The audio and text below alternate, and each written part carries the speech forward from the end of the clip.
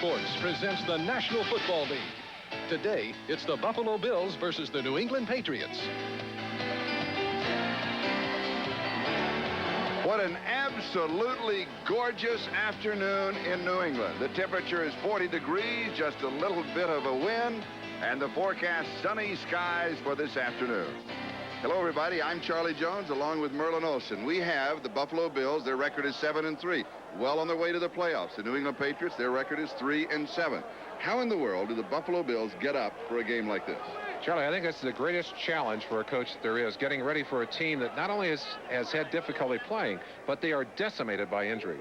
And earlier in the season, the Bills won in the game in Buffalo, 31-10. So looking at the films, the players unconsciously turn off. They say, hey, this is not going to be a great game. We just have to go over there and show up, and we can win. And what does Marv Levy tell his boys? Well, he talks to them about how Buffalo players responded, how they responded to the loss of Jim Kelly. And he said, do you expect New England's players to respond any less aggressively to the injuries that they have suffered? And what about the New England Patriots? Do they have any chance at all? They really need some help from Buffalo today. And in last week's games for these two teams, the turnovers played a big role, Charlie. In fact, in the Buffalo game, they picked up 3 turnovers. They got 13 quick points in that game against Indianapolis. And in New England's game, they gave the ball away 3 times. That score was 21-0, New Orleans, before they even got rolling. So they need some turnovers, and they need a big day from John Stevens. John Stevens has to help them control the football today. Stevens, who's been suffering from injuries early in the year, has a hip pointer, which he suffered last week, but he says he is ready to play today. It's been a big week for Raymond Berry, not only fighting the injury problems, but he also admitted to his players they were out of the playoff picture on Monday. And then later in the week, with Dick Steinberg, their player personnel director, out of town, Michael Timpson, a wide receiver, kickoff man, went down on Wednesday. Stanley Morgan, a great wide receiver, went down on Thursday. So Berry has had to fill those 2 positions. He has had a very, very difficult week. Well, the New England Patriots will have the first opportunity. They won the toss, and they elected to receive. Now the question becomes, what about the return men for the New England Patriots? In the last couple of weeks, they have lost all of their return men. And so, number 49, Kittrick Taylor, and number 21, Errol Tucker. And therein lies the story. When these last 2 teams met, Errol Tucker was a return man. I talked to for Tucker. The Buffalo Bills. Wait a minute. Let me Go put ahead, it for Charlie. the Buffalo Bills. He had a different colored jersey, and you talked to him. I talked to him about those uniforms. I said, it's going to be difficult. He said, these are the same colors, but he said, it's a different setup. And he said, when I look across the field, I'm going to see all my friends, my family over there. He said, it's going to take me a little while to adjust to wearing this New England uniform. And Scott Norwood will be kicking off. Norwood is having trouble with the wind, Charlie. I think he's going to have somebody put a finger on that ball. It would not stay on the tee. Norwood puts see how he cocks the football? He tips it way off to its side, and with any kind of breeze at all, it will blow off. The breezes for both of these teams much stronger last week than they are today. Gusts up to 25 miles an hour here last week for New England's game. And Dwight Green is the holder for the kickoff. Taken in the end zone by Tucker, and he will down it, will bring the ball out to the 20-yard line. And already pushing and shoving will hold the lineups just a moment. Now, maybe this is a way you get motivated. Well, it's Tucker right in the middle of it saying hello to his Buffalo friends. I don't think he was the man who started the row, however.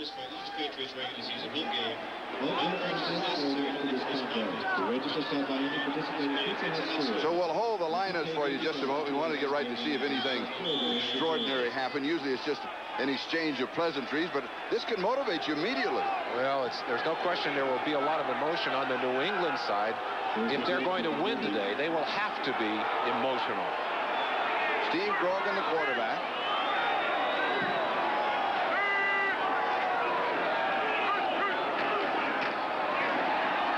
And the Patriots open on the ground with Robert Perryman carrying, and he has 3 yards to the 23. New England has an offensive line that is really playing well together, and they need need to be. The reason? Their receiving core has been decimated by injuries. On passing downs, the running backs, John Stevens and the tight end, will come out. Eric Sievers becomes the H-back, and Glenn Antrim becomes the third wide receiver. And we have an injury, Merlin. Charlie, there's somebody down on the field, and the trainers have gone out to check on him. Can't quite see who it is.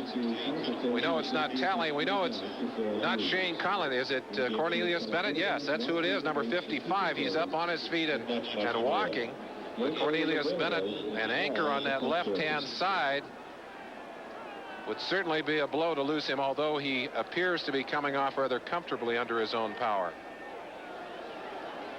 Second down and 6. They mark it just outside the 23-yard line, so it will be second down and 6. Officially, you go always to the next marker, the next hash mark.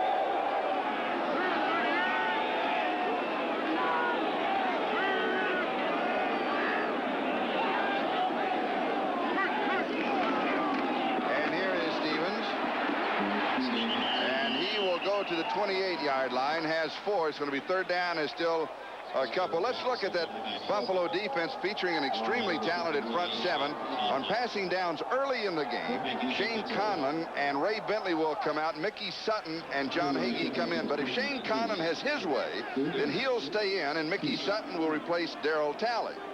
And they will join a solid secondary that is particularly strong at the safeties.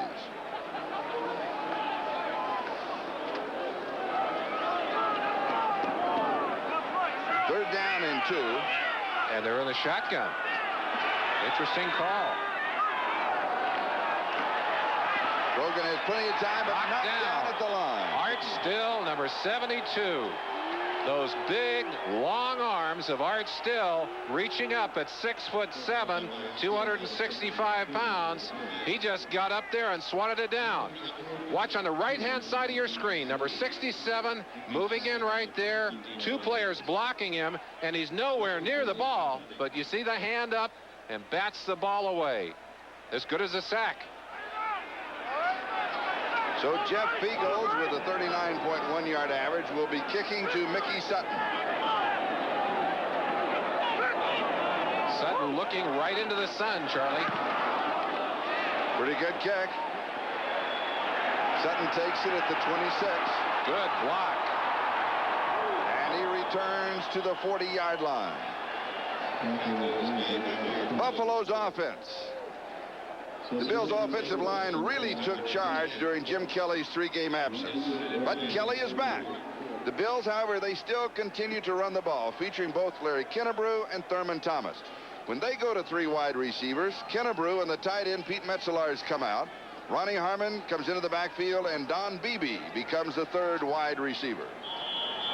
Quick report, Charlie. Cornelius Bennett, twisted knee, will return to the game. Good news for Buffalo as they move on offense from their own 40-yard line. And they open on the ground with Thurman Thomas Garrett. A couple of yards to the 42, second down and 8. New England's defense, they feature a front 7 that has become the strongest part of the team. On passing downs, the nose tackle and 2 inside linebackers come out. Gary Jeter becomes a pass rusher. Errol Tucker and Howard Fagans join a secondary that will again be without Raymond Claiborne, who is still bothered by a thigh injury. Second down and 8. Early in the ball game, we have no score. Major shift, Buffalo. 4 players shifting. Boy, look at New England trying to get back in there offsides. And Kennebrew is nailed for a loss to the 36.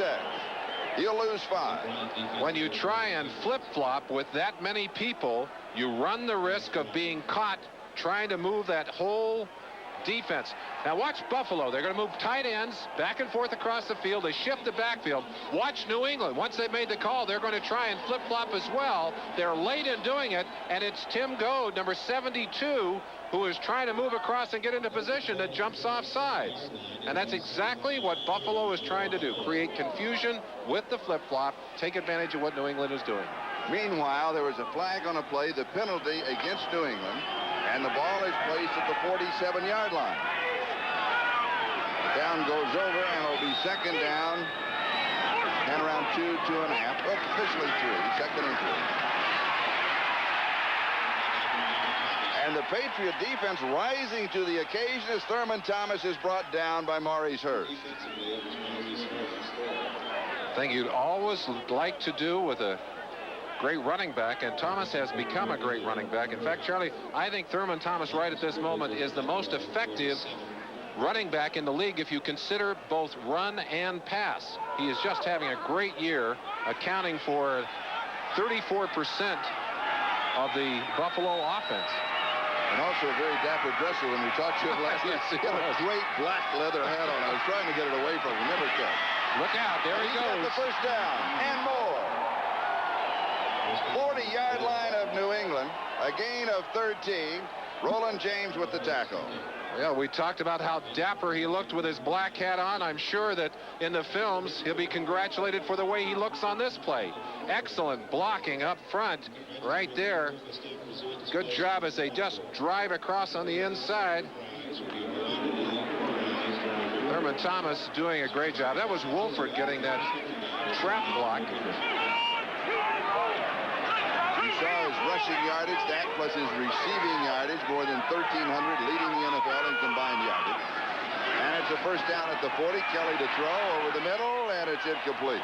Excellent coverage of the secondary for New England. Everybody had a blanket over them. Well, the one thing that has not been damaged, at least not since the early part of the season. This Buffalo defense has been playing together since the early part of the season. They've had a lot of shuffling going on at the cornerback positions, but that front seven has remained rather constant, and they've been constant at the safety positions. At least they're healthy again at those safety positions, and that's a big help, Charlie. Second down and 10, no score. 10:48 time remaining first quarter. And Kennebrew the ball carrier. He's got just a couple to the 38. It'll be third down and 8. And the New England Patriot defense has already answered the question, how do you get motivated, at least from their side? They're playing excellent football. They have to, Charlie. They really need to have a big day today. One of the things the Buffalo Bills have done extremely well, if you divide their season, and that 5 games brings them up to Kelly's injury. Look how much they have run the football in the last 5 games. They have controlled the line of scrimmage. And believe me, if they can do it today, you'll see numbers like that today. Lonnie Harmon is in the backfield. And he comes back to block the pass. Great catch. Complete. An outstanding reception by Andre Reed for 8 yards. It's right at the marker. I think they'll give him 9, and it'll go to the 29-yard line. We talked to Andre Reed yesterday. He said something that I happen to believe thoroughly. He said, it's the little things that really make the difference in pass catching and in football. And a lot of times that's in the way you run a pattern, just the angles, the way you cut it, the way you read the defense. He finds that opening in the zone right there. Maurice Hurst late getting there. Good job. Fine job. Good for 9 yards and the first down. And again, here is the multiple shift by the Buffalo Bills. And Thomas carries. He has 4 to the 25. It'll be second down and 6. Possibly you get Buffalo motivated by changing the offense, by adding some wrinkles, by adding some shifts, making them think more about what they have to do rather than coming out and just going through the motion. Well, I don't think, this is a Buffalo team. Charlie, I think when you play a team twice a year, you play them home and home, you have enough respect for them that you're not going to, at least on the outside, you don't take them lightly. I think very often it's the unconscious part of you that doesn't want to get ready for the game, that puts you to sleep, lulls you to sleep a little bit. But so far, the Bills are showing a fine drive here. They'd like to be able to get a payoff with it. And a quick handoff over the left guard. Kennebrew, the ball carrier. Kennebrew, as you know, 6'2", 256 pounds, brought down by Williams and McGrew. And one of the things that the Patriot defense wants to do is not allow Kennebrew to get up any steam. You see what Jim Kelly had to say. So I'd like to hand the ball to Larry Kennebrew and watch him run over people. Kennebrew out of football last year. He had a disagreement financially and also with Sam White at Cincinnati. and he elected not to play. Worked construction, and I was talking to him in the locker room before the game. I said, what kind of construction? He said, cement work on road construction. Charlie, I've done that. That's about as nasty a job as you can get, but it's a very physical job. I'll tell you the one thing I remember from that, your hands fall apart. They bleed crazily. An offsides call on Brent Williams and a 5-yard penalty against New England. 2 costly penalties in this drive. And the ball at the 19-yard line.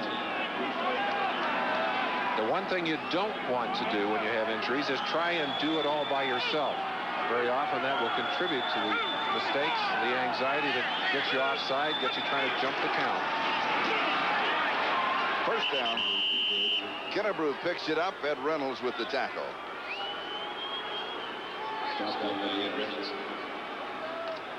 So New England has had the opportunity to stop the Buffalo Bills in this drive, but both times they have self-destructed with penalties, and have really been costly.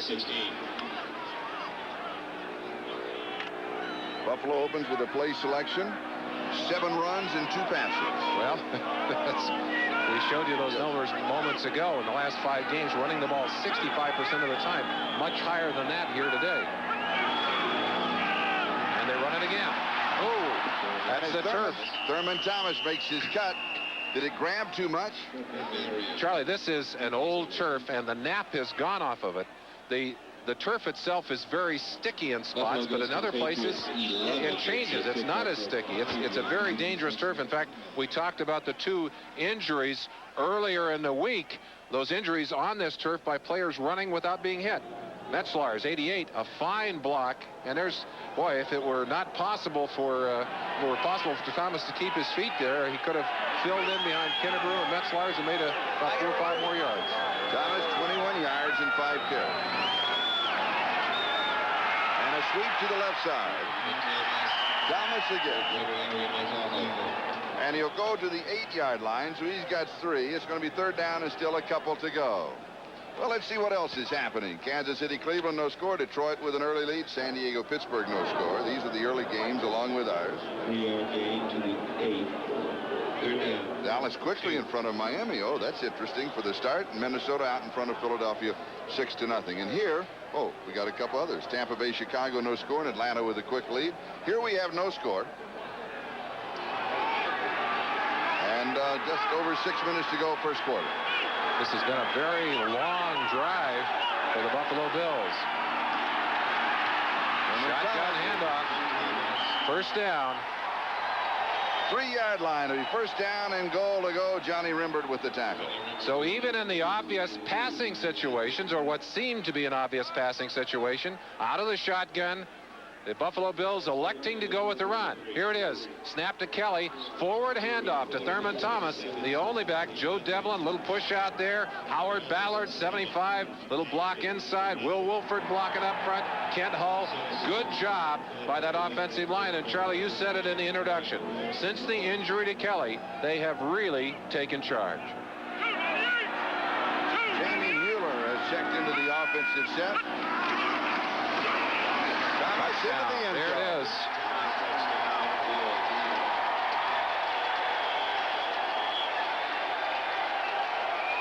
"60 yards on the drive, but it took them 15 plays.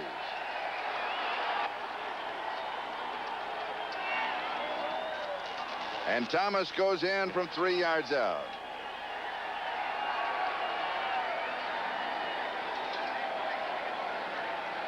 With the 10-Z conversion. John Kidd is holding. John Kidd to hold. Scott Norwood to attempt. Ligner the snapper.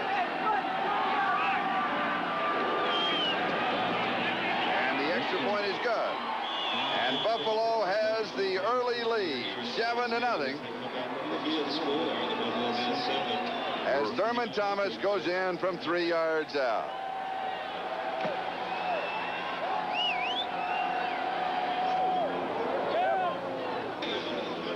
Here's the scoring drive. 6 yards officially. It was 12 plays. It took 8 minutes and 10 seconds. Thomas from 3 yards out. And the Buffalo Bills have the early lead. Norwood will be kicking off. Drain again will hold the ball because of a crosswind that we have here. The return man, Kittrick Taylor, number 49 on the far side, and Errol Tucker, number 21, on the near side.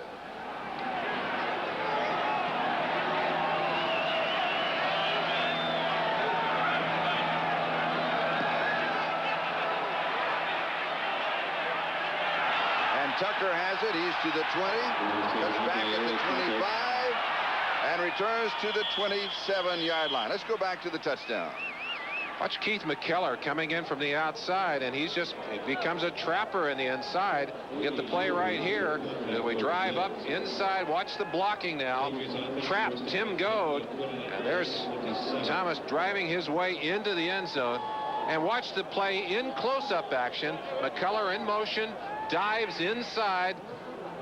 Boy, that's a fine block on Goad, and opens the way, really opens the gate right there. Second opportunity on offense. They trail in the game by a score of 7-0. And here is Perryman. He'll have about 4 yards on the play. It'll be second down and 6 as Bruce Smith makes the tackle.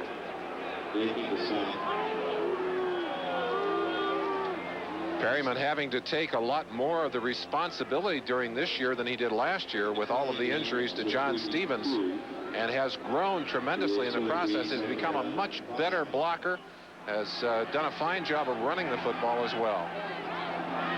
Defensively, Scott Radisick has replaced Cornelius Bennett, who was injured early in the ball game, and it's second down. Here's Stevens.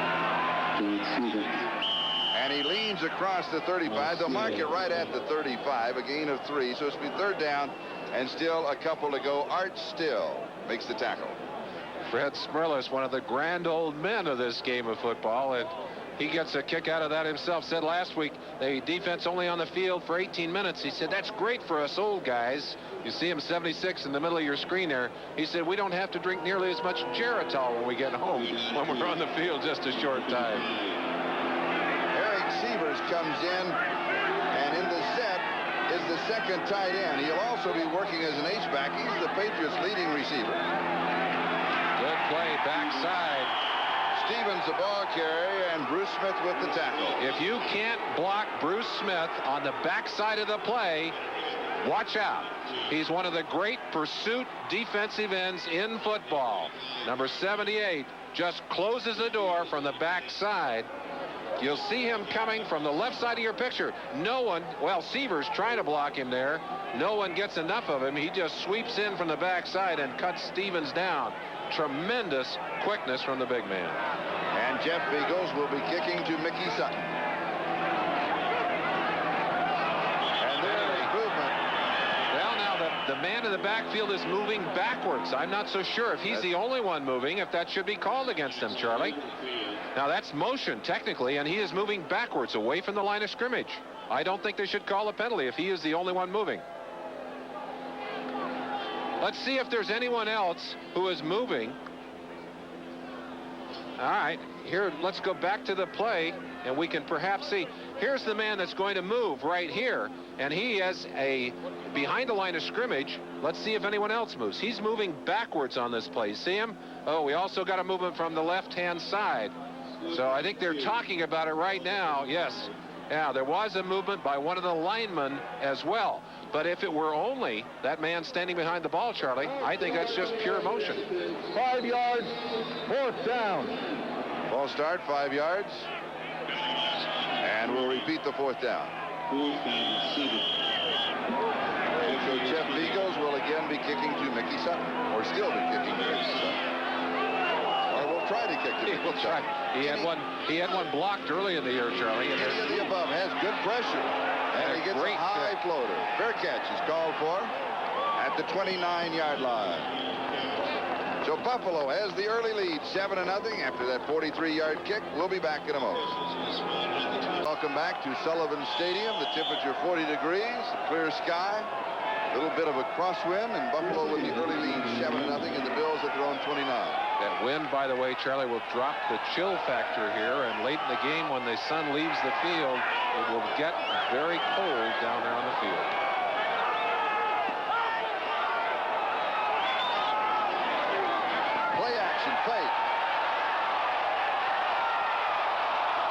Kelly overthrows Andre Reed. Good fake. Good fake. Let's check the ticker. Detroit with an early lead on Cincinnati. Pittsburgh with the field goal. Dallas with the early lead. Minnesota. They missed the extra point. Herschel Walker went 93 yards in that one. Tampa Bay 10-0 Chicago. Saints and Atlanta tied. Here it is 7-0. 2:16 time remaining in a very fast-moving first quarter. And it is second down and 10.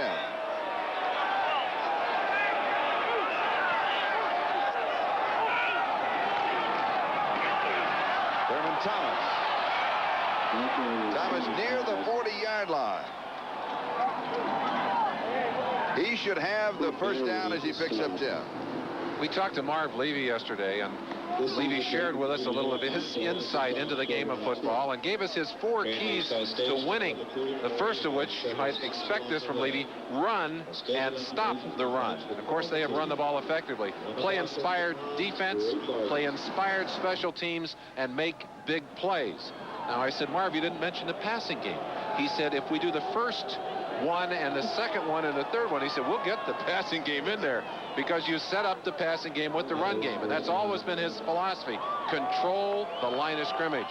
I might add, Charlie, that you show those 4 to other coaches around the league, and 27 other coaches say, amen. That's right. That's right. He's got it right. He finally figured it out. Well, and so far in this ball game, they have been able to do that. They have been able to run. They've been able to stop the run, and they're playing inspired defense. Special teams, well, nothing inspired yet so far. Thurman Thomas, 46 yards in 9 carries. Here is his 10th carry. And he goes bouncing to the 45-yard line. So he'll have 5. And it'll be second down and 5. Kenneth Sims with the tackle, and Kennebrew again leading the way. Metzlar also out there, and he's a great hook blocker. See that hook right there on the tight end? By the tight end on the linebacker. Roland James knocked out of the way on that play by Kennebrew. Kennebrew was not noted as a blocker in Cincinnati, Charlie. Done it well here. Roland James didn't have a chance. He didn't. No, he really didn't. Well, that's Kennebrew said 260, not 270. Somebody else said, oh, yeah, right, Larry. Sure. We saw you eat breakfast this morning. Thomas again. This time the Patriots are waiting for him.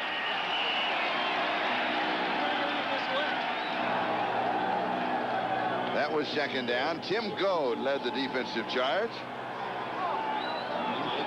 Tim Goad is a nice story, Charlie, an overachiever. I asked him if he'd always been big. He said, well, when I was back in college, he said, when I was a sophomore, I weighed 312 pounds. I said, wow. I said, that's big. He said, hey, he said, when I was in high school, I was playing running back and middle linebacker, and I weighed 287 pounds. Can you imagine a running back at 287 pounds? So he's trimmed himself down and playing well. Third down and 6. And going Look deep, out. Oh, just off of the fingertip. That has to be Andre Reed. No, it's not. Ronnie Harmon. Then Ronnie Harmon, who comes in on the passing situations. He goes deep, had a step on the defenders, and the pass was just off of the hands. The one knock on Harmon, who finds a way to get open, great speed. He tends to drop the football. And he dropped a tough catch, but certainly a makeable catch on that play. Harmon, a big play kind of player, and certainly the kind that gives coaches gray hairs. Not only the coaches on the other side, but his as well.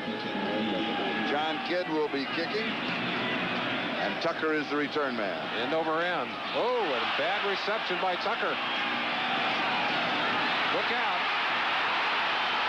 And returns to the 41-yard line. Key block, Rod McSwain. And you check back, we do not see any flags. So very often, when a receiver fumbles a snap like or fumbles a catch like that, it takes the timing away from the onrushing team and opens the way then for a big return. Did I comment, was there a flag thrown at the 41? Personal foul, yes. At the end of the run, either a face mask or a block of some kind. Number 89. That's 15 yards. And they'll tack 15 yards.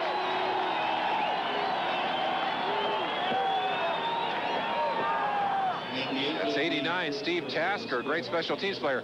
That play, when he drops the ball, pulls the defenders inside. And you see the room it created outside. And Tucker running with huge adrenaline at that point. There's the late hit by Tasker, number 89, 15-yard penalty. Into the quarter, Bills lead it 7-0. We talked about motivation, and there's all kinds of motivation. This is a fun motivation for the Patriots. Charlie, the Patriots have had a tough season, and the hope springs eternal for children. At the Taylor School, the second graders wanted to help the team get up a little bit. That's here in Foxborough. So they did these little hangers for each one of the players' lockers, and they wrote little nice things on there about, yay, you can do it, go, go, go. And then they did some bigger hangings, some bigger pieces, and this was one we thought you might like to see. Little pop-up helmets representing the teams. Cheerleaders. Little goalposts. They got the cheerleaders over here. And this is the special part of it. Again, the eternal optimism. Notice the score here. Home team 200, visitors nothing. Well, that may not be possible, but in the eyes of a second grader, this is their team, and you've got to appreciate that.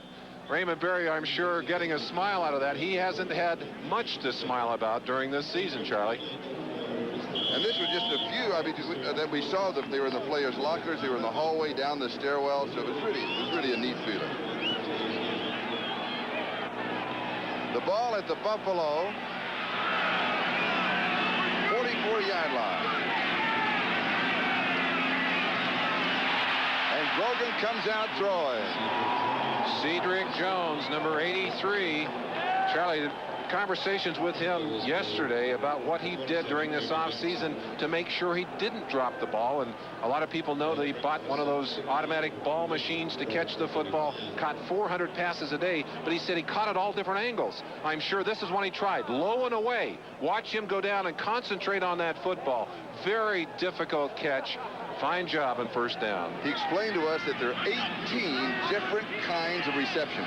18. Well, he said you may only recognize 12. I'm not so sure I can recognize 12. A flag is down as Perryman carries, but now we'll go check the marker out.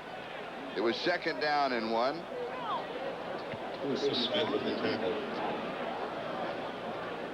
Bruce Smith with the tackle. Art still grabbed a piece of the play.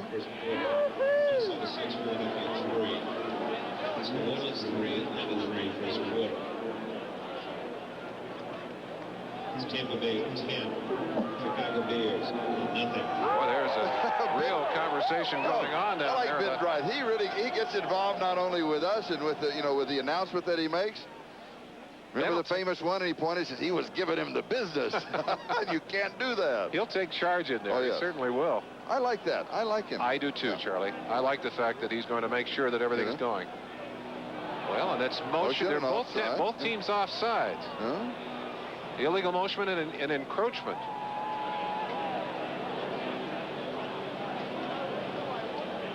Yeah, let's see who they got.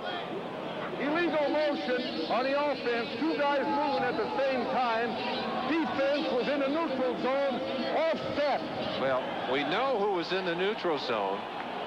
It's Art Still right here. Watch Still leaping up over the stack here. And what they're saying is that he was not impacted by the double motion. They said he wasn't drawn off by the motion. He went off on his own. Now, if they had determined that it was motion that drew him off, that penalty would have gone against the offense. So the penalty's offset there. But it wasn't a false start motion. It was two men in motion at the same time when the snap took place. Second down and a yard. Stevens going outside. Get upfield. Well, that's something that Stevens did not do last year, Charlie. Rarely ran out of bounds last year, and during this season, I'm sure that the injuries have contributed to that, and ankle injuries and other injuries early in the year, running to the sideline. And this morning, when we talked with Shane Conlon, he said this is a tendency, and tell him what the defense was going to do to well, they said they were going to try and funnel him outside and force him to the sideline, and certainly that's exactly what they did there. 13:51. We're in the second quarter. That's the time remaining. Buffalo 7 and New England nothing. New England with their best opportunity here, and it's third down and 1. And there's the first down.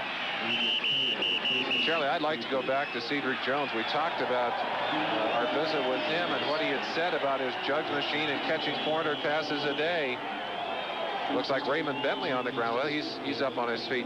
But Cedric Jones had told us, he said at one point, catching 200 passes in the morning, 200 in the afternoon, he said, my hands got so raw that they were bleeding, and I couldn't continue. So I had to quit for a week, and then I finally was able to come back and start again using gloves.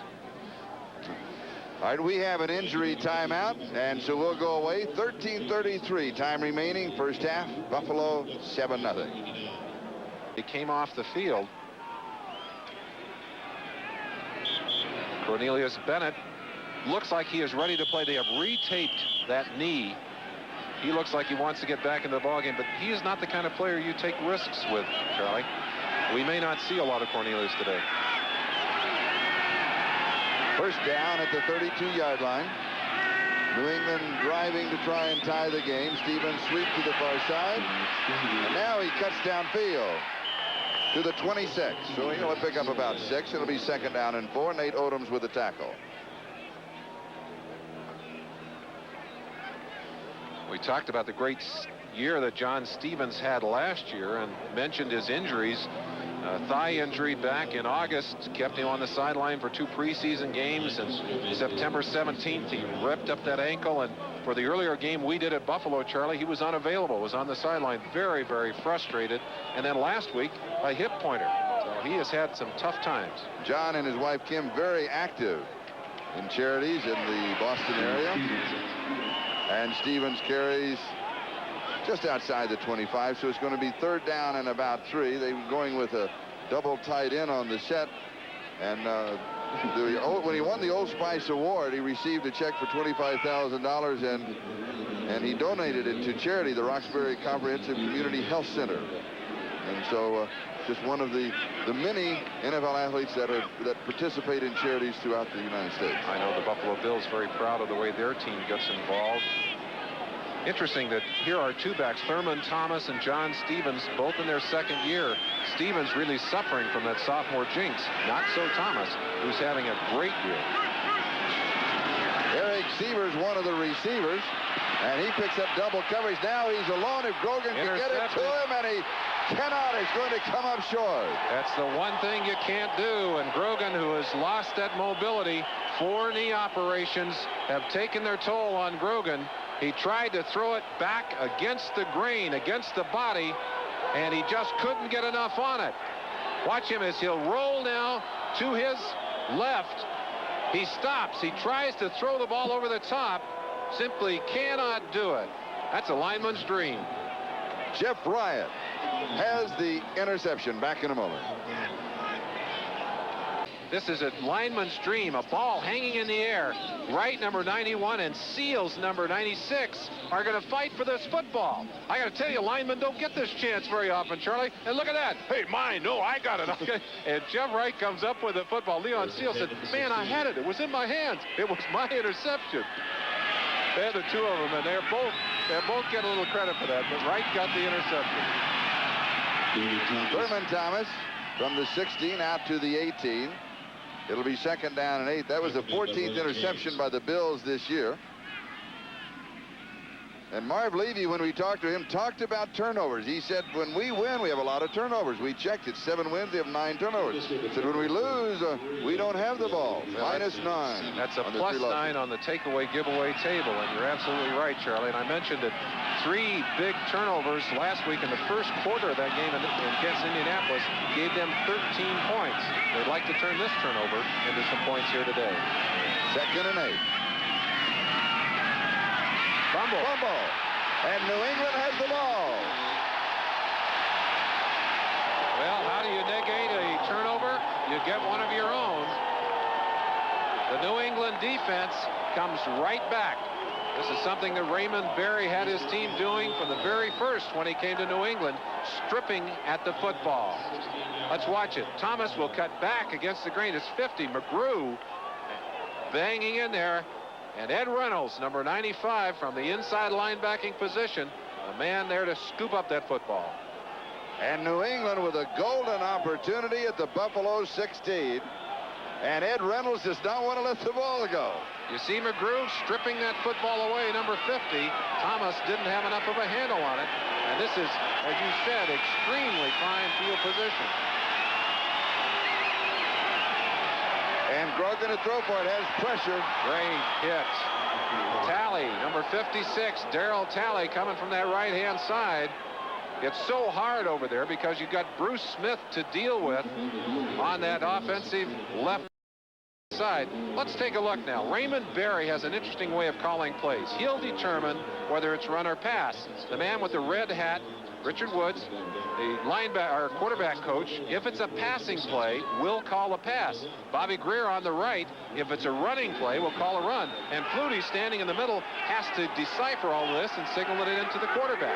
We'll watch it next time and see if we can see what's going on. Meanwhile, Grogan 1 for 4 for 9 yards. He's been intercepted 1 time. Has time, and he overthrows. Charlie, let's go back quickly to that sideline. Grogan angry with the pattern, but let's go back and see if we can see. Raymond has called his action now. I think it's a pass play. Bobby Greer's not saying anything. Well, now he said, well, you can decide what you want. Doug Flutie said the toughest part is they have to both talk sometimes so that the other team can't tell what's going on. I think it's a pass. I didn't see Bobby Greer say anything, even though he made some signals. The reason they both have to talk is when Bob Trumpy was in here covering, he pointed that out, and there was a big controversy about it from the standpoint that we didn't know that, and they had to change the way they were doing it. Well, let's see if it is a pass play. Well, it's third down. That's obvious. Into coverage and almost intercepted in the end zone. Maybe that's an unfair time to do it, Charlie. It's third and 10. Yeah, yes, it was a pass play. Yes. And everyone back in Buffalo said, sure, it's a pass play. Dummy, it's third and 10. I know that. Well, here's the play. Nate Odom's in that unique sit-down style of his. It's Hartley Dykes they want. The #1 pick from last year by the New England Patriots. A big week last week with 5 receptions, all for first downs, by the way. Simply could not control that one, and they'll go for the field goal. Strabrowski kicking his second game after coming back to replace Greg Davis. And from 33 yards out, officially at 34. And Starofsky has put New England on the board. Buffalo leads it 7-3.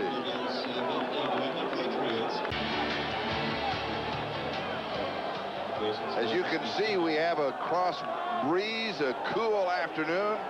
Temperature 40 degrees at kickoff time. Don Beebe is the return man. He's hit from the front and the back. Mosi to fumbles the ball. Another turnover. And New England has it. 22-yard return. A crunching hit by Mosi Tutupu, and 41 Darrell Holmes there to recover that football, and for the second time back-to-back. Just listen to this hit as we run it at normal speed for you. Temperature 40 degrees at kickoff time. Don Beebe. Ooh, you heard that one at home the way we did. Number 30, Tutupu, one of the great special teamers of all times, earning his keep on a play like that. You also heard a little bit of my audio at the beginning of that. Charlie did a good job on that. Sounded just as good the second time. New England at the Buffalo 21-yard line. They were here a moment ago. They could cash in only 3. Here's Stevens. Has an opening. First down. That's the slashing kind of running that Stevens did last year to earn Rookie of the Year honors. And Charlie, as we opened the show today, I said turnovers could be the way for New England to get themselves back into this game. Well, they got 3 points off the last one. They'd like to get 7 off this one. And Stevens is going to help the cause by getting a first down just inside of the 10-yard line. You also said in the opening that man, John Stevens, has to have a good day. Well, and so he's got to have a great day. So far, he's doing that, Charlie. And his momentum takes him to the 6. It'll be second down and goal to go. And that hip pointer doesn't seem to bother him. Now, hip pointer, you can get away with, right? Well, you can. He's wearing some very heavy hip pads on his hips. Let's watch Stevens on this play. He's going to start a little jump step to his left, trying to get inside. That's Radisic overrunning the play, 97. Remember, he is in there in place of the injured Cornelius Bennett. And I don't think Bennett would have overrun that play. I think ordinarily that play would have been stopped on the line. Stevens able to juke Radisic out and get the extra yardage. Second and goal. offsides Buffalo, Charlie. They're going to get another shot at it here. Flag is down Perryman to the 2-yard line. Now the line of scrimmage is the 6. They could split the difference, take it to the 3, get the down over, so it'll be 2nd down and goal to go. That's assuming that there was no movement in the New England offensive line, and there wasn't. Now you got a choice. I'll take the penalty. Well, you take the penalty, and you certainly then save the down. And I think, well, I would agree, Charlie. You sacrifice a yard, but you get the extra down. The nose guard of the defense was in the neutral zone. 5 yards. 2nd down. He means split the distance. Smirlis holding up his hand saying, who, me? Looking inside. Here's the man to watch. Fred Smirlis. Let's see what he does on this play. There it is. Just dropped his head into the neutral zone. And the reason he's offsides is he's already crowding the ball as close as he can before he moved forward. Penalties, New England 3 for 14, Buffalo 2 for 20. 2nd and goal.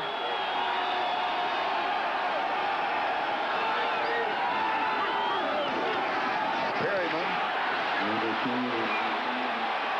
He's going to lean almost to the 2. So it'll be 3rd down and goal to go. So the penalty really didn't affect what is going to happen at the end of this drive. Art still the key man for the Buffalo Bills on that stop. One of the positive notes that Raymond Berry made in our conversation with him yesterday was that this offensive line is finally back intact after suffering some injuries early in the year. And right now, they need to take charge, need to get some real surge down there. This is a very strong Buffalo defensive line that they're dealing with. Let's see what they can do. 3rd down, goal to go. Expect a pass, Charlie. No, they're going to run it. Stevens will lose a couple of yards. He's going to lose 3 to the 5. It'll be 4th down and goal to go. And so 2 turnovers are going to total only 6 points if this field goal attempt is successful. Not what Raymond Berry wanted to see. The Bills, and we talked about how you can divide this Bills season by that injury to Kelly, the 5th game. Look at what happened. The first 5 games, an average of 28 points given up. The last 5 games, look what they have been doing. Only 15.5 yards per game. This is a defense, again, that has really taken charge, and it was that injury to Kelly, that catalytic kind of thing that changed the way they were playing. And here is the field goal attempt. It is good. Ray Bentley back in the ballgame, led that last stop, 24 yards on the field goal. And now we have a 7-6 ball game. Buffalo by 1. This is Charlie Jones, Merlin Olsen. Sullivan Stadium, Buffalo 7, New England 6. Don Beebe and Ronnie Harmon set to return the kickoff of Jason Starofsky. He's taken at the 11-yard line by Beebe. And a flag is down, and another flag is down. Jim Bowman makes the tackle. Buffalo has had one 60-yard drive that they took forever to do. And it will go against the return team, the Buffalo Bills. And an illegal block. Illegal block, number 45. That's 10 yards, and it's 1st down. That's on Dwight Drain, who is the holder on the kickoff. Chance to update the other games. Detroit, Cincinnati tied. San Diego in front of Pittsburgh. That's a change of fortunes there. Dallas still in front of Miami. Minnesota leading Philadelphia 6-3. Tampa Bay out in front of Chicago, and the Saints and the Falcons still tied. Here it is Buffalo 7, New England 6, 6:55. Time remaining in the 2nd quarter. Good play action fake by Kelly, goes far side, and it is incomplete. Cliff Johnson, the intended receiver. Good pressure inside by number 59, Vincent Brown, coming in on Kelly. Kelly, like Grogan, not that effective through the air. He's completed only 1 of 5 for 9 yards. However, he's keeping the hands warm, as you can see. However, he has not thrown that much. He hasn't had to throw that much, Charlie. And the last 2 times Buffalo took the ball down on this end of the field, they turned it over. That's something they do not want to do again. They need to get something going and get out of that deep end of the field. Going deep. Great catch, Andre Reed. Great catch. When Raymond Claiborne left with an injury, he's missed a couple of ball games. Rod McSwain took his place.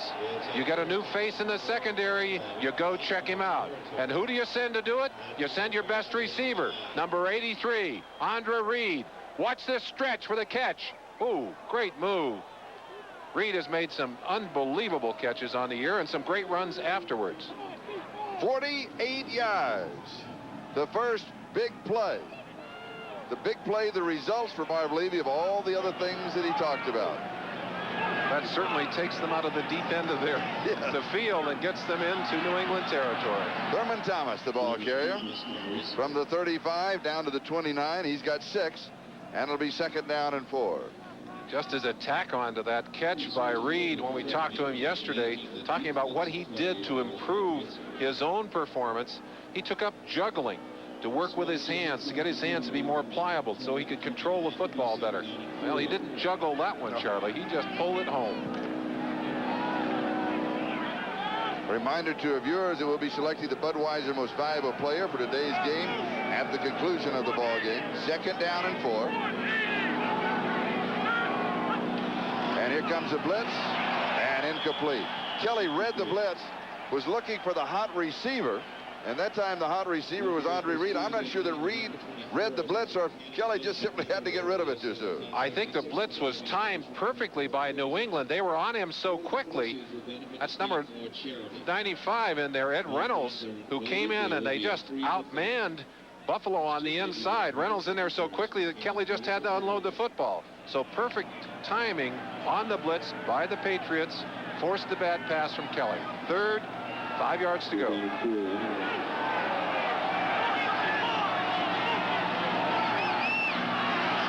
Kelly has pressure, goes over the middle, and it is incomplete.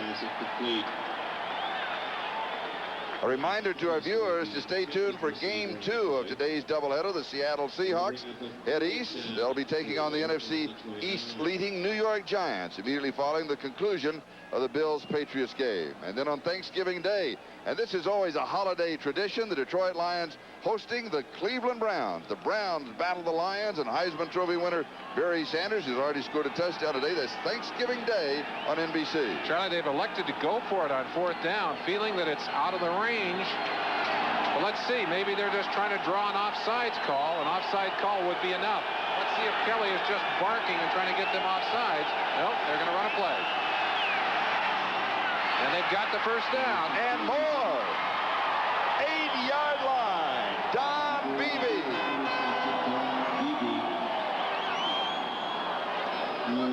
22 yards. Beebe has had some big plays so far this year.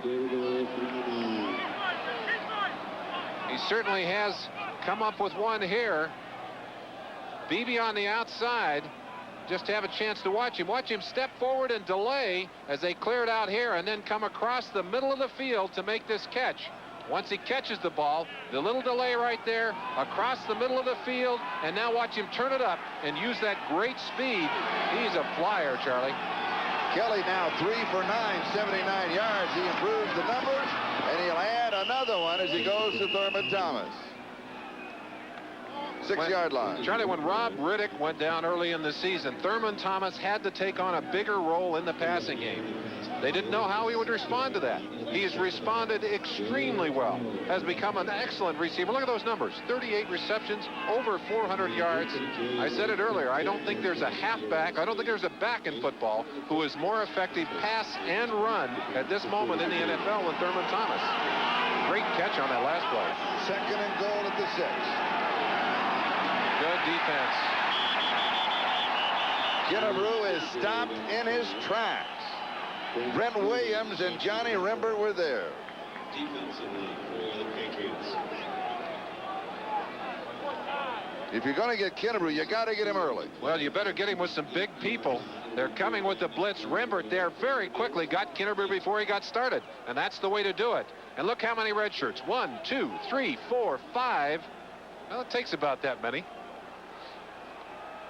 They're down and go. Jeter pass rushing specialist as they go in 3rd and 9, expecting the throw from Kelly.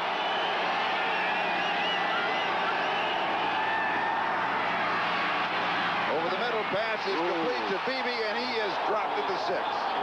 Wiped up one of the officials as well, Charlie, as they're running the same play, the drag play across the middle. Beebe successful with it earlier for the first down. Now they'll go with a field goal attempt. I asked Scott Norwood if he had any good memories of this field. There's Beebe again, same play, successful on the other side, not so on this side. Fred Marion, there goes the umpire down. That's a clip. Ouch. Throw a flag on him. I asked Norwood if he liked kicking here. He said, I've never missed here. Well, let's give him a chance. 24-yard attempt. Good one to start with. It's to the right. Well, and he misses to the right. And Norwood, who felt so good about kicking here, may change his mind after today. The score remains Buffalo 7, New England 6. You might wonder why Jim Kelly was able to keep his hands so warm and complete all those passes on that drive. Well, we have the secret, because I've got my hands warm. You certainly do, Charlie. Yes, this is what Kelly wears on the field, a little muff. And of course, it's not just it's lined and fleece lined and very warm. Developed by Al Davis's son, by the way, who has arranged these. And of course, nicely decorated. You'll decorate one for your team if you want one. And inside, a little chemical warmer that keeps those hands extra warm on a cold day. And obviously, this kind of day is one when you want to have a lot of warm hands, especially if you're quarterback. I'm working on one for the throw. All right, Patriots, 1st and 10 from the 20-yard line. Stevens to the outside, then he turns it up. The Buffalo defense did not expect it. He's been sliding to the outside and stepping out of bounds, and he picks up a quick 21 yards. Was number 46, Leonard Smith, bringing John Stevens down. It's a first down for the Patriots. Acceleration as Grogan simply does the same. It's the same play that the Bills ran earlier very effectively. Nate Odoms was up quickly to try and head that play off, unable to do so. They run it down from behind. Leonard Smith, number 46, finally making the tackle. Big yardage. And now Grogan from the shotgun. An inside handoff to Stevens. Has 2 blockers in front, and he goes out of bounds at the 48-yard line. So he has 7. And it'll be 2nd down and 3. 2:01 time remaining in the first half, so they'll get an extra play. If you were with us for the pregame show, these were the headlines. The new commissioner, NFL drug policy is enforceable with or without a players' union. Bobby Beathard, the Redskins are a better team without Dexter Manley. As you know, he is out for life. Schottenheimer, the real story of why I left the Browns is yet to be told. And our own fearsome force of the NFL Live, they'll be here at halftime, and they'll be updating all the scores and highlights of the first half. Here's Stevens. And he'll lose 3. It'll be 3rd down and 6. And now the 2-minute warning will be given to both teams. We'll take a timeout. We'll come back. Buffalo by 1. Linebacker Tim Jordan of New England, a right hamstring, and he will not come back into the ball game. And the running report on John Stevens, 12 carries, 51 yards. So he's doing exactly, Merlin, what you said that he was going to have to do. Well, I mentioned that if the New England Patriots were going to stay in this game, they had to get turnovers and do something with them, and Stevens had to have a great game, and so far both those things have happened for the Patriots. And they're right in the middle of the ball game. They're in the hunt right now. Grogan throwing on 3rd down, and it is incomplete. What a fine defensive play by Jackson. Boy, I'll tell you, that is great play. And let's go back in and look at the pressure. Now, why did the quarterback get knocked down? Very simply, Danny Villa cannot control Bruce Smith. Well, there aren't many tackles that can, and look at that. There's Bruce Smith's first step off the ball is the fastest of any defensive end I've ever seen, and his closing time is just as quick. And Grogan only 1 completion for 7 yards in the first half. Bad snap, but he gets it off. And Buffalo takes over with 1:45 time remaining in the first half, following a 27-yard kick. Mickey Sutton with a fair catch. Jeff Fiegels, the punter. And there's There's Kelly. He says his name on it. Mine has my name on it. Mine is erasable, though.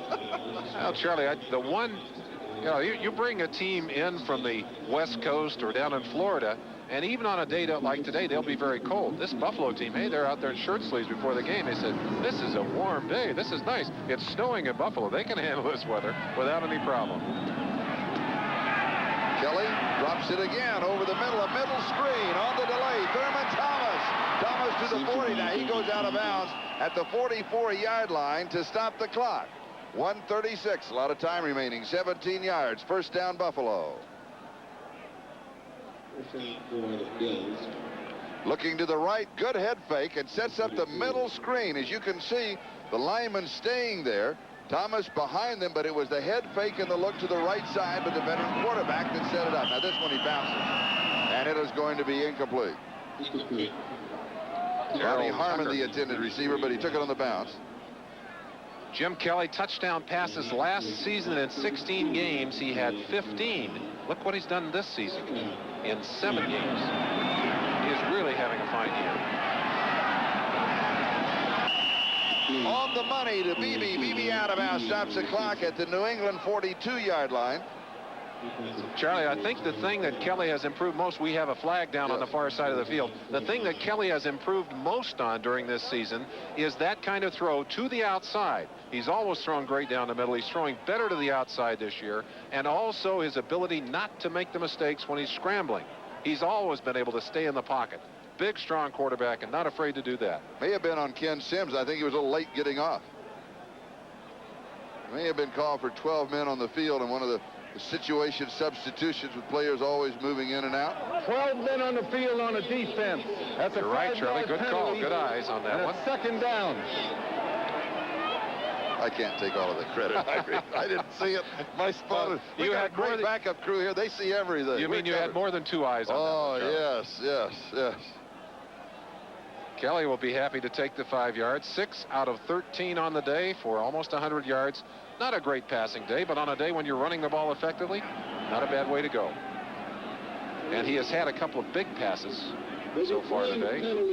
One to Beebe and one to Andre Reed. They'll refuse that penalty and take the play to the 42. It has a first down. 1:27 time remaining. First half. Buffalo leads by 1, 7-6.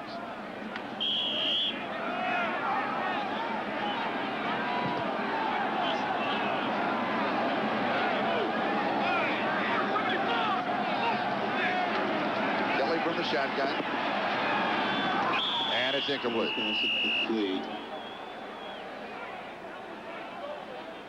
Second and 10 at the 42. Beebe, the intended receiver. Tell you how desperate, Charlie, this New England defense in. Errol Tucker, number 21, with 2 days practice, is on the field. And Buffalo in a hurry-up 2-minute offense.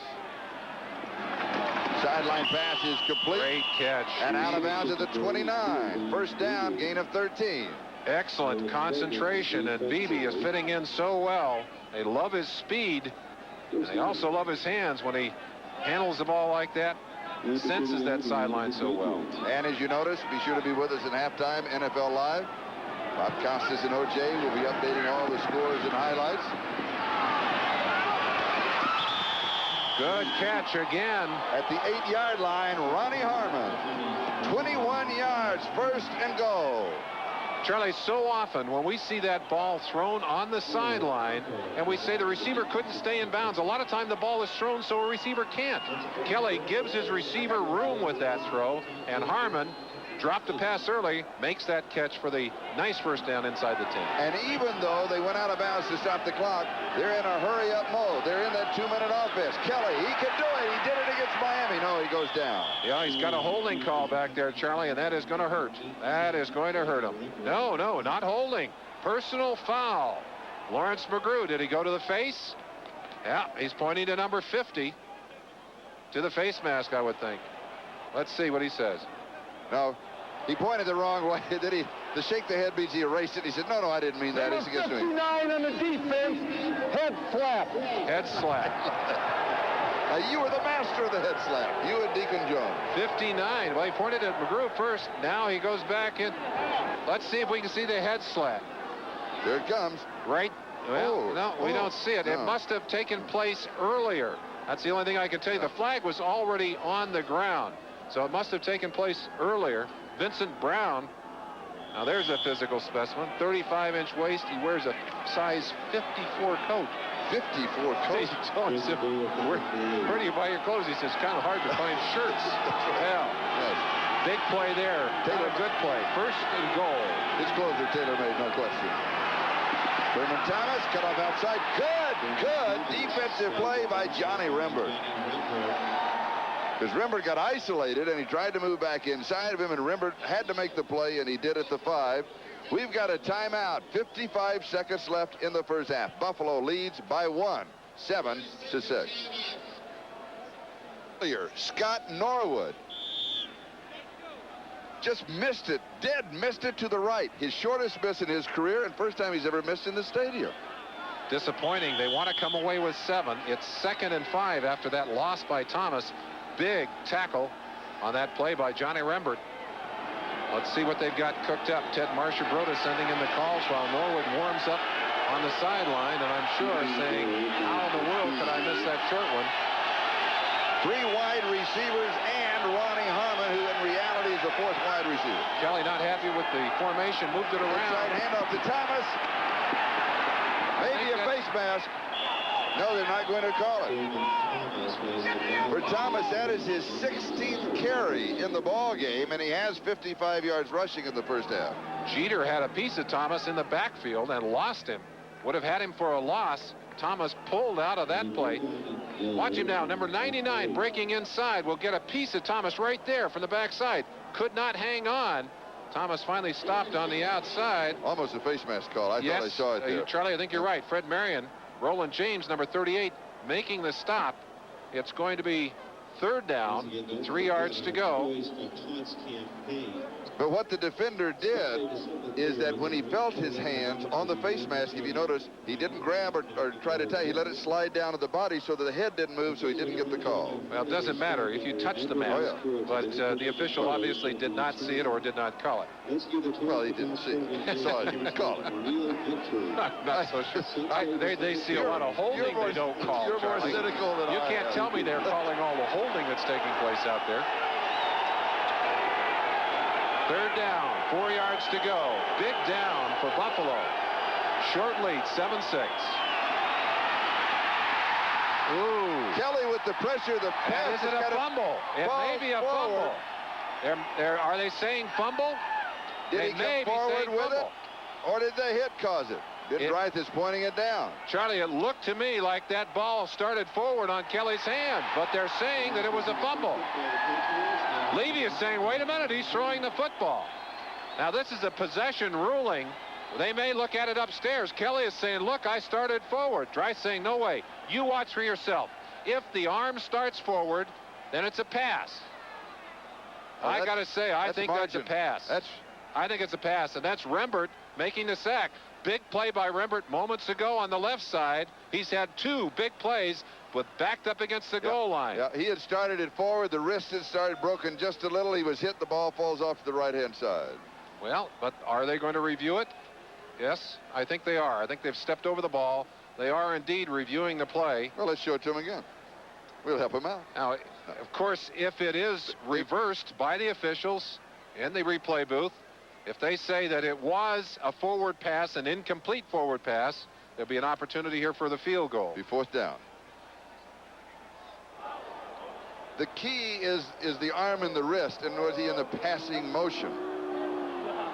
I see him in the passing motion. I just see you call it, and let's go. Give it back to Buffalo. And after review by the replay official, he's going to reverse the call. That was a forward pass. And that will be the call by the officials. That's a good call. So it will go as a sack. 5-yard sack by Rembert. No, it will go as an incompleted pass, Charlie. It would have gone as a sack if they hadn't reversed the call. So it's right. I don't know. I was just handed that information. I just read what's in front of me. Had it not been reversed, it would have been a sack. Don't shoot the messenger. All right, 4th down. Scott Norwood will have another opportunity, almost the identical kick, even shorter than the other one. 21 yards. He missed dead right from 24, and this would be from 21 yards away. John Kidd is the holder. Adam Lingner is the snapper. Good kickers have short memories. They got to forget about the misses, concentrate on this kick.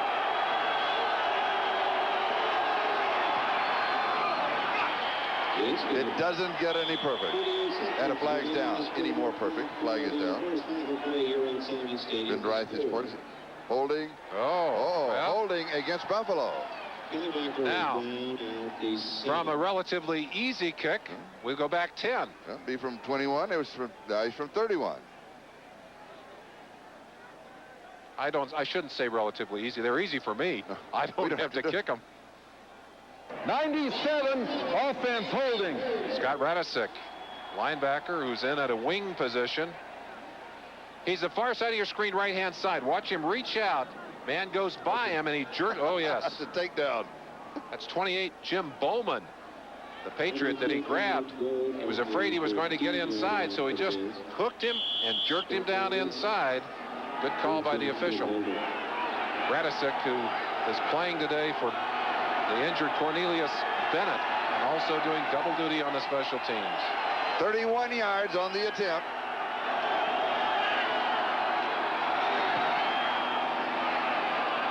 And it's good again. Check for flags. It's okay. As they come back up the field, it's the Buffalo Bills 10, the New England Patriots 6. So Norwood hits from 31 yards out. Norwood gets a chance to even the scale. One miss, one good one, although he's made two. Had to make two to get that 3 points on the board. And this game's surprisingly close here in the first half, Charlie. The thing that has made it so, Raymond Berry obviously had his troops well prepared. They have been able to take the football away, convert those takeovers into points. They have played inspired football at times today defensively. And John Stevens has had a fine day so far in this ball game. In fact, both the running backs, Stevens and Thurman Thomas, playing exceptionally well here today. It's Buffalo 10, New England 6, now with 35 seconds, time remaining in the first half.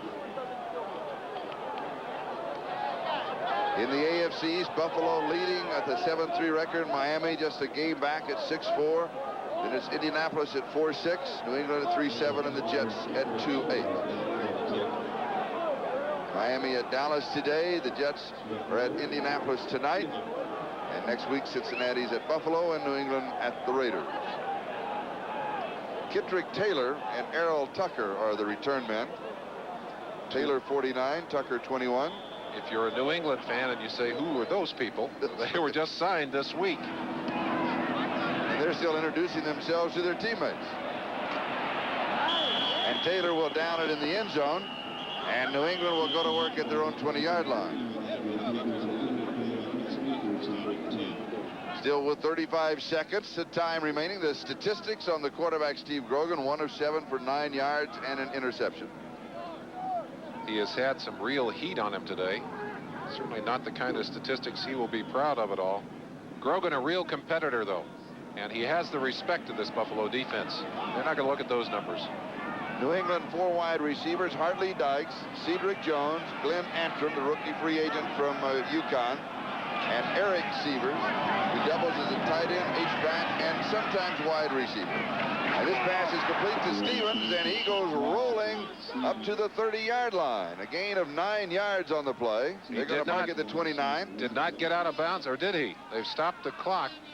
Oh, they took the timeout. They took the timeout. He did not get out of bounds. So they had Stevens, a rarely used pass catcher, does not catch the ball that often, Charlie, and low on the totem pole in terms of priorities for the Buffalo defense. Matter of fact, that is only his 7th reception on the year. Reminder to our viewers to stay tuned for game 2 of today's doubleheader. The Seattle Seahawks taking on the NFC East leading New York Giants immediately following this ball game.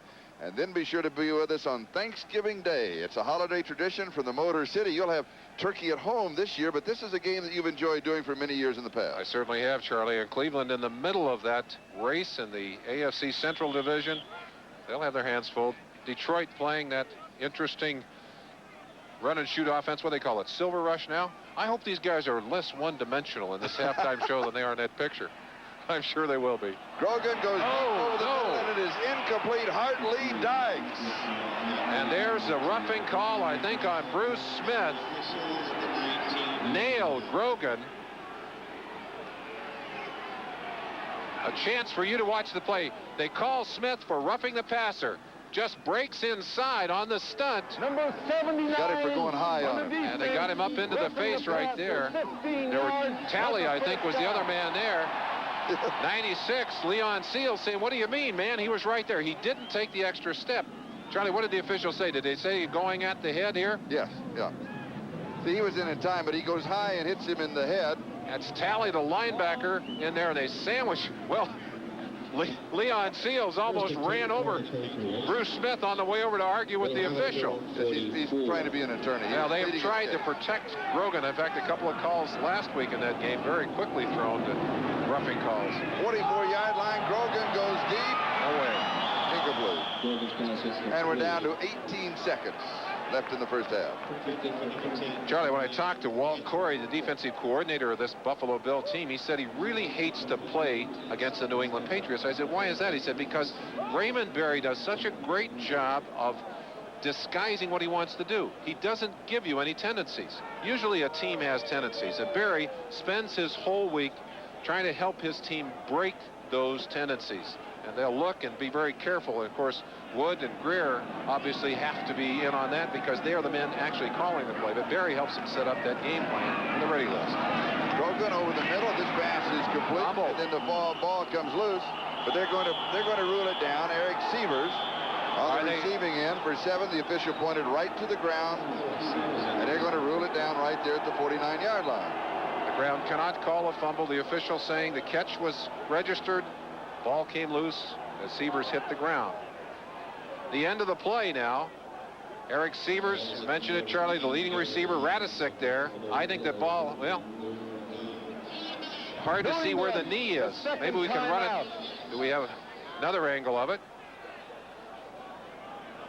Watch the left knee is down, and the ball squirts out there right at the middle. That's very, very close. Charlie, I think that ball is out before the knee is on the ground. Irrefutable evidence? Well, we've given you 2. Let's go back and look. Can't see where the knee is there. And again, remember, at the replay booth, the replay official is charged with the responsibility of looking at the replay and saying, does that irrefutably change the way the play should have been called? If it's a question as to whether it should or shouldn't have been called, he won't change it. It has to be irrefutable proof. Maybe time to check out some scores. As we mentioned just a moment ago, Miami a game behind Buffalo, and they are playing Dallas at Dallas, and Dallas leads them 14-3 with 35 seconds to go in the first half. We're getting we should have remembered this, Charlie. Once the official has pointed to the ground and said that ball is down, it will not be reviewed. That's correct. Well, and they did. That's what he did. New England in the replay booth, they're saying, hey, we don't even talk about that. Intercepted at the 20-yard line. Kelso. Mark Kelso. And he is wrestled down at the 39 as time expires after that 20-yard return by Mark Kelso. Look at that balloon hat on Kelso. You see the little extra covering. He's had some concussion problems. That's a foam covering that they put on that helmet to cushion his head. Why don't they wear it more often? Because they're heavy. We asked him about it, and that's what he told us. It's halftime. Buffalo leads by 4. Close ball game. Bills 10, Patriots 6. Sports coverage of the National Football League is brought to you by the new generation of Oldsmobile. Step into the future now at your Oldsmobile dealer. NFL Live halftime activities will continue after these messages from your local station.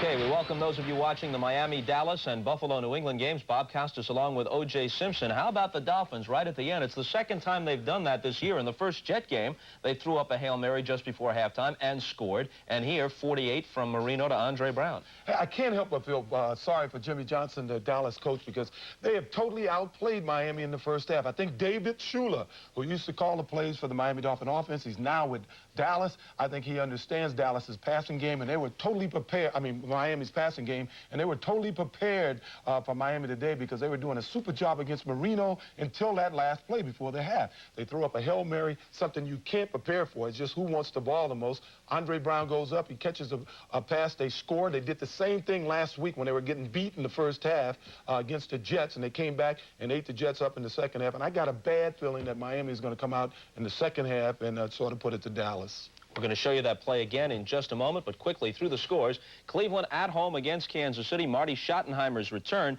Cleveland has held Christian Okoye, the league's leading rusher, to 10 carries for 20 yards. Matt Barr drills a 40-yard field goal just seconds before halftime. Cleveland with the lead, 3-0. Steve Pallure goes down with a knee injury for Kansas City, and DeBerg is in at quarterback. They've just gone to halftime in Cincinnati, and the Bengals are in front of Detroit, 28-7. Boomer Esiason with 2 touchdown passes in a 28-point second quarter for the Bengals, who have lost 4 of their last 5, and they're picking a good time to get it back in gear because the next 2 weeks they're at Buffalo and at Cleveland, and they're just 500 now at 5-5 in the AFC Central. San Diego playing at Pittsburgh and the Chargers on a Jim McMahon touchdown pass to Anthony Miller of 20 yards, offsetting a pair of Gary Anderson field goals for the Steelers. San Diego leading in a battle of 4 and 6 teams, 7-6 at the half. Now in the game Juice was talking about, Miami playing at Dallas and creeping back into it at 14-10, scoring just before halftime. A look at some of the highlights. David and Don Shula, son and father, shaking hands just before the game. Now here's Dallas grabbing the lead on a Broderick Sargent touchdown plunge of 1 yard in the first quarter. It caps an 81-yard scoring drive. They go up 14-3 when Troy Aikman, with lots of time, finds Darrell Johnston for the 6-yard touchdown. It looks like they'll have an 11-point lead, and Jimmy Johnson is happy, but here it is. 1 second to go. Marino backpedals. And he heaves it up there. Look at all the bodies there. Who comes down with it on the jump ball? Andre Brown, 48-yard touchdown. They kick the point after, and they close to within 4 at the half at 14-10. Buffalo and New England, the game some of you are watching. Thurman Thomas with the 3-yard touchdown run early in the game. Buffalo leading 10-6. The Bills surviving a couple of fumbles. The Patriots recovering 2 of them, one by Thomas and another on a kickoff by Don Beebe deep in Buffalo territory, but in each case settling for a Jason Starowski field goal, so it could have been worse for the Bills. At 7-3, they lead the 3-7 Patriots 10-6 at the half. Minnesota gets a 93-yard kickoff return on the game's first play from Herschel Walker. They then miss the extra point, so the Vikings settle for a 6-3 lead at halftime at the Vet. Steve DeLine is the new kicker after they cut Luis Zendejas a few weeks ago, I should say, for Philadelphia, and they have missed 3 field goals in the first half. 1 blocked, 2 others missed, so Philadelphia could have the lead. Instead, they trail 6-3 in this one at the half. Tampa Bay playing at Chicago. The Buccaneers have lost 5 in a row. In fact, they haven't won since they beat the Bears in Tampa, and they lead this one at Soldier Field 10-3 at halftime. And the Atlanta Falcons, who have won 3 consecutive home games and are much tougher than their 3-7 record indicates, leading the 5-5 New Orleans Saints 10-3 halftime in Atlanta. When we come back, a preview of the upcoming game between the Raiders and the Oilers from the Astrodome. We'll check with Ahmad Rashad and Don Criqui as the halftime show continues right after these messages. It is Buffalo 10, New England 6. We're in halftime. And Merlin, at the beginning of the show, we talked about motivation. First, the motivation for the Buffalo Bills. Not highly motivated, Charlie. They have not been playing bad football, but not the kind of inspirational football that they've been playing in their last 5 ball games. What about New England? New England, we talked at the top of the show, the 2 things that they needed most if they were going to win this game. They needed to force some turnovers. They've done that. They forced 2 Buffalo fumbles deep in Buffalo territory. However, they were only able to get field goals. They did not get touchdowns. If they had been able to get the touchdowns, it would have been a different game. And now we're ready for the kickoff as we start the second half. Jason Starowski will be kicking off. Flip Johnson. No, that's Don Beebe and Ronnie Harmon are the deep backs on the return. And Harmon is really nailed. Tatupu again, Charlie. These halftime statistics are brought to you by Coors.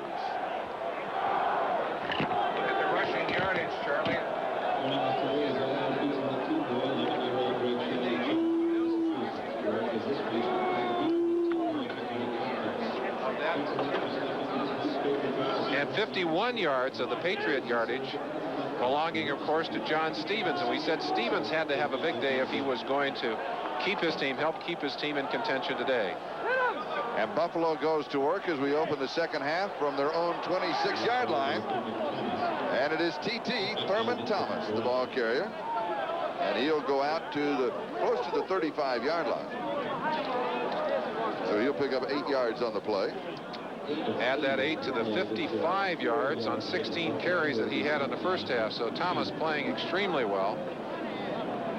There you go, 63 yards. Now that's quicker than I could do it in my head, Charlie.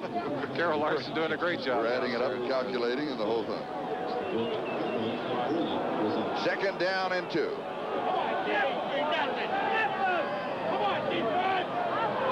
Larry Kennebrew.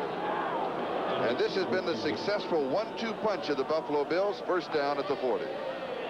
Early in the game, we put up Marv Levy's 4 keys to success. The first of those keys, run the football and stop the run. And what does Marv Levy do when he comes out of the locker room? He said, let's reestablish our control of the line of scrimmage. The Bills coming out running the football. Looks a little like a bulldog, doesn't he? Kind of bulldog tough. First down at the 40. And Thurman Thomas. And he's got 5 yards to the 45. Sims and Goad with the tackle. Thurman Thomas, by the way, went to school at Oklahoma State, where he was a teammate for 3 years and a roommate for 2 years of Hartley Dykes, #1 pick for the Patriots. I asked him about Dykes. I said, "He's a bit of a character." He said, "Character? You haven't heard yet." He said, "I did leave him in charge when I left, though." So good relationship between the two of them. And when we saw Dykes in practice yesterday, he had reversed his warm-ups. So he had the white showing outside rather than gray, and we asked him, he said, well, gray is so dull. Styling a little bit. A little style. Second and 5, and here comes the blitz. Little hitch pattern outside. Complete to Andre Reed. McSwain with the tackle. You throw a pass out there to Andre Reed, it's negative yardage when he first touches the ball, but what you're counting on is the running ability of Andre Reed, and he has made some huge plays this year for the Bills with his running ability. Watch him here. This is good play by McSwain, Rod McSwain, number 23. You saw Andre Reed beat him for a big pass earlier in the game. McSwain, who has been a starter at times in his career, lacks confidence. The Bills would like to exploit that today. Third down and 1. Kelly from the shotgun in the air, incomplete. Andre Reed, the intended receiver. Good defensive play by Maurice Hurst. I'm a little surprised. 3rd and 1 when you've got Thomas and Kennebrew and you go to the air. Well, Charlie, you don't want to become predictable. This is certainly an unpredictable call, and those are sure hands. Maurice Hurst's hand, Hurst had his hand right up in the middle. He was able to strip that ball away. That's just great defensive play. Without the, he hurt his hand too, Charlie, in the process. Great defensive play, but it's smarts. John Kidd will be kicking to Errol Tucker.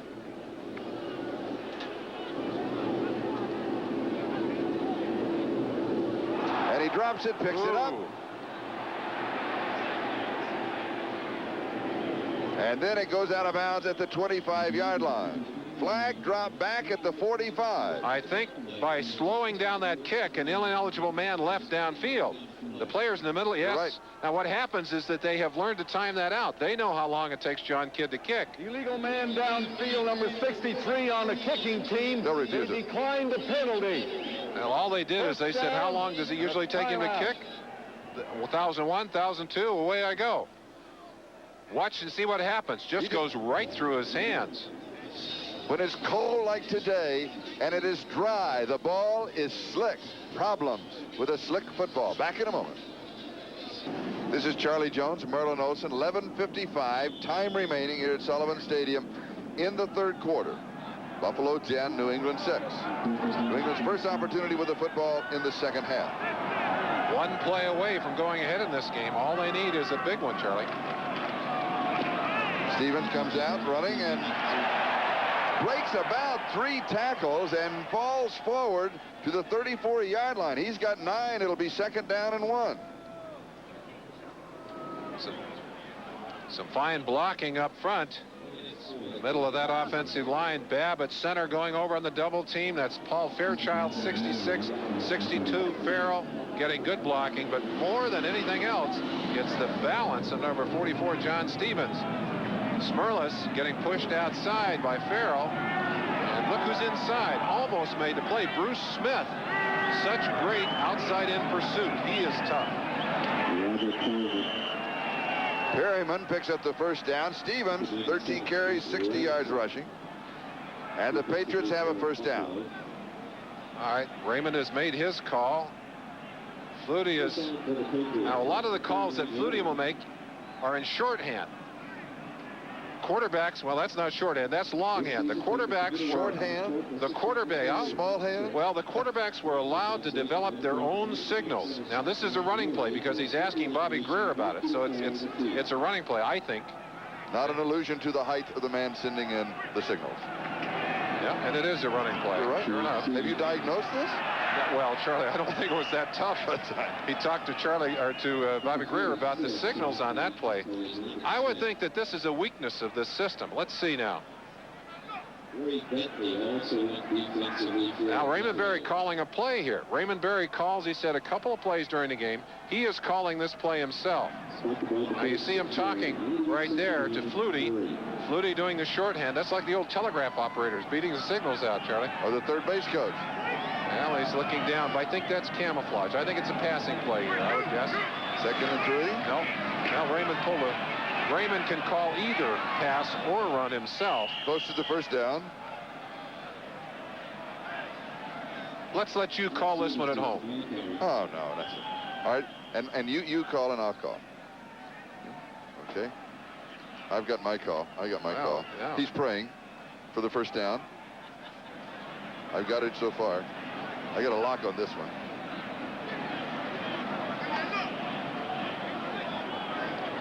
They're measuring. The reason we're all waiting is because they're measuring for the first down, and they're saying it's about an inch short. Ah. Okay. It's a run. It's a run. It's a run. Maybe that's give the Buffalo defense a headache. Well, as I said, the quarterbacks themselves develop the signals, and Raymond asked them to do that. He said, you develop them, and the coaches will learn them. So they do the signaling. Flutie will do it when he's on the sideline. Grogan will do it if Flutie is on the field, and he is on the sideline. 2 tight ends. It's a run. 3rd and an inch, Charlie. I hope so. First down. Perryman. Into Buffalo territory.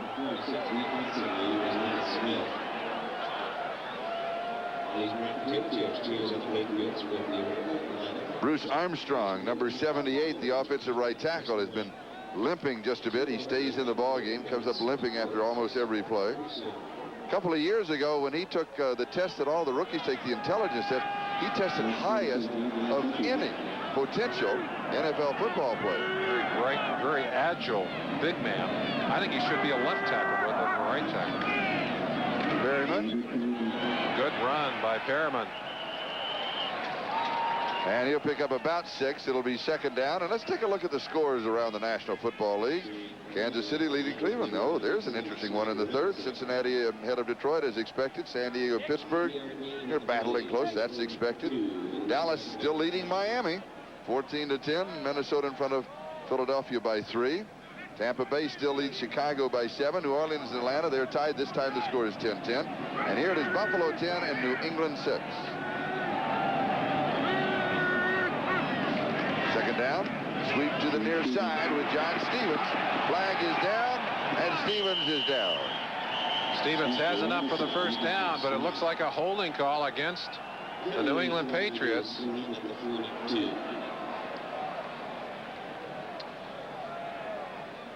Two guards, Fairchild and Farrell.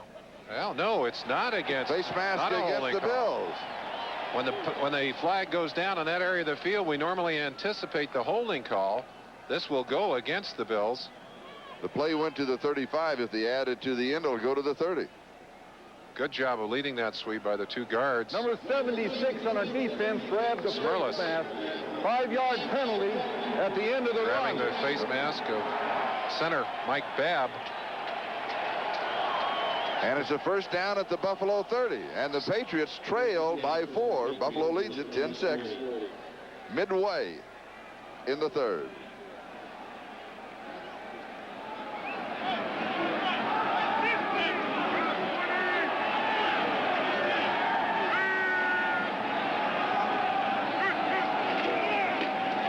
Here's Perryman. And Perryman inside the 25 to the 24. 6 yards, second and 4. Key block, Bruce Armstrong, the man who has been limping.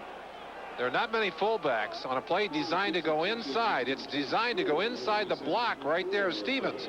Perryman takes it outside and does a great job of getting out there. Armstrong, 78, good block on the play.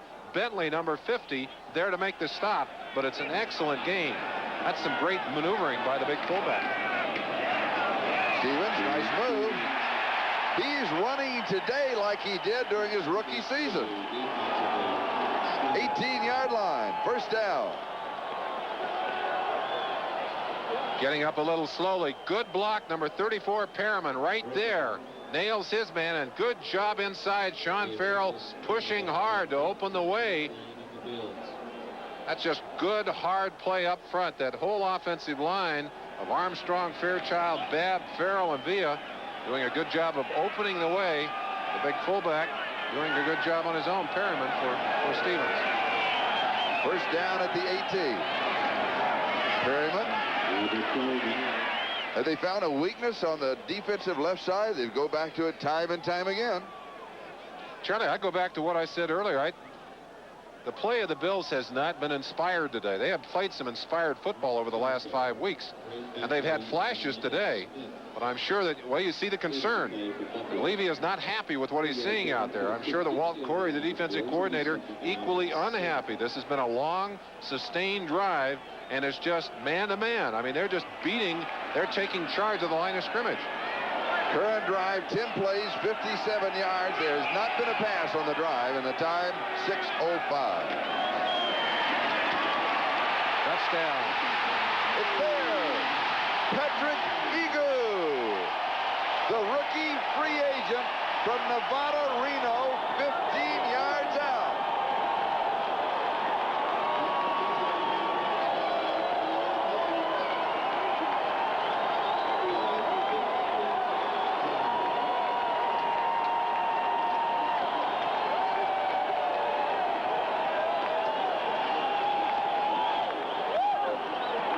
Levy said you need to run the football and stop the run. His first NFL carry. His first touchdown. What a moment to remember for Patrick Egu. Extra point is there.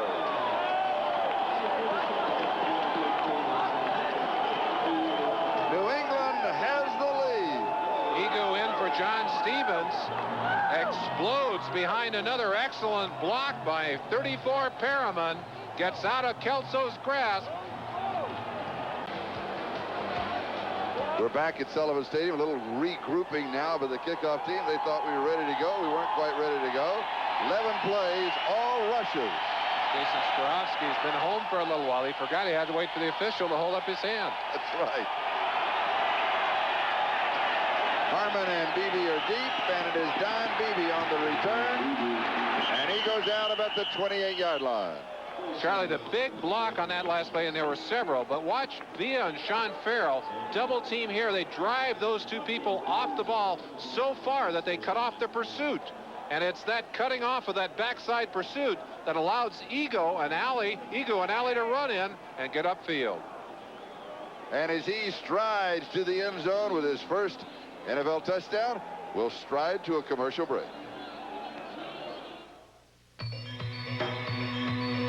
In a world of distress. Last night, he told us great teams win the games they're supposed to win and know how to win on the road. Well, this is a test of both of those theories because he's talking about teams that you play that are under the 500 level. At 3-7, New England is one of those. Kelly comes out throwing, stopped mid-string. intercepted. That's an unbelievable play by a quarterback to start to throw, pull it back, and then complete it. And he picks up 15 yards at a first down. Have you ever tried to stop in the middle of a backswing playing golf? Kelly does the same thing here.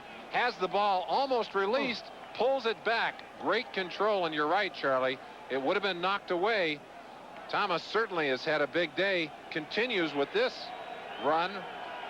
And that's like a long handoff out there. That'll go into the passing yardage, but that's just like a running play. Buffalo now at their own 45-yard line. They open it up. Kelly comes to the near side. James Lofton.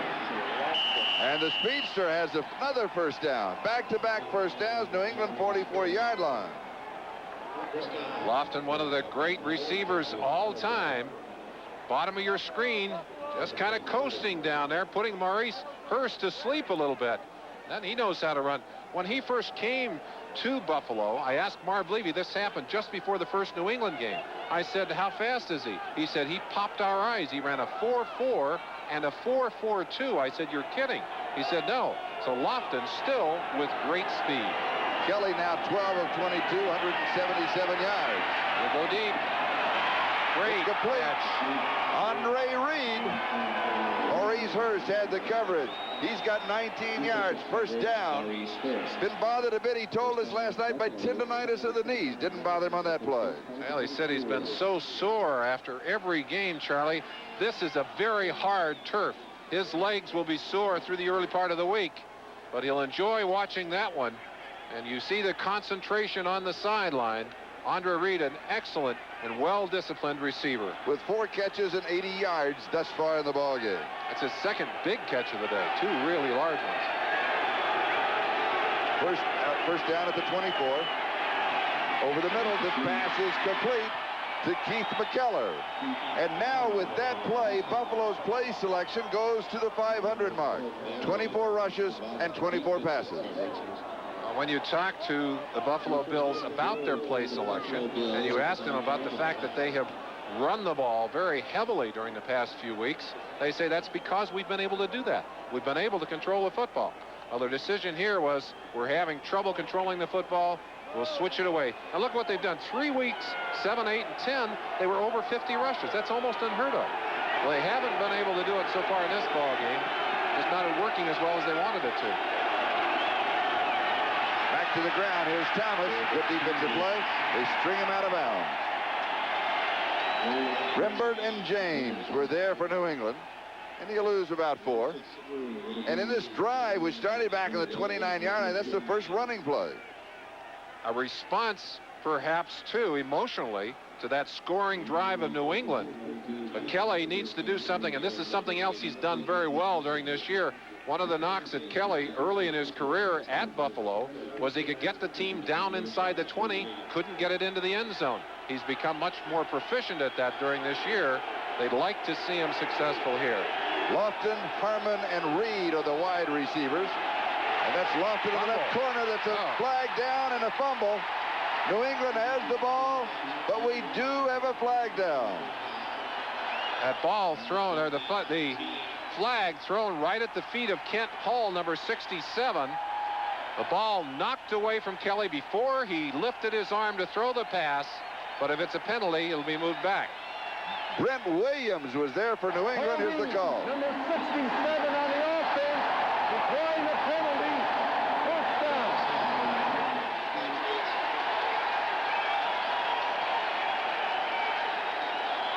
Watch number 96. A holding call thrown right there, but it's not going to affect the play. Ball is fumbled and recovered by Brent Williams right there. Huge play. What do you do with them? There are the numbers right there. Buffalo has taken the ball a couple of times on interceptions, no points. New England, 3 turnovers, 6 points, and this turnover has given them another opportunity. This one is number 3. From the 21-yard line, Robert Perryman. And who would have believed at this time yesterday afternoon, with 2:53 and counting time remaining in the third quarter, that the New England Patriots would have the ball. They would have it at their own 23-yard line, but they would also have the lead of 13-10. Raymond Berry. He was a believer when we talked to him yesterday.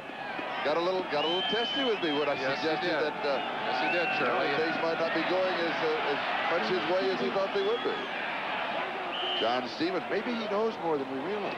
Charlie, I have been around the game long enough to appreciate the letdown, the unconscious letdown, if you will, of a team that looks and examines all of the problems, all the injury problems, and maybe we can show you those.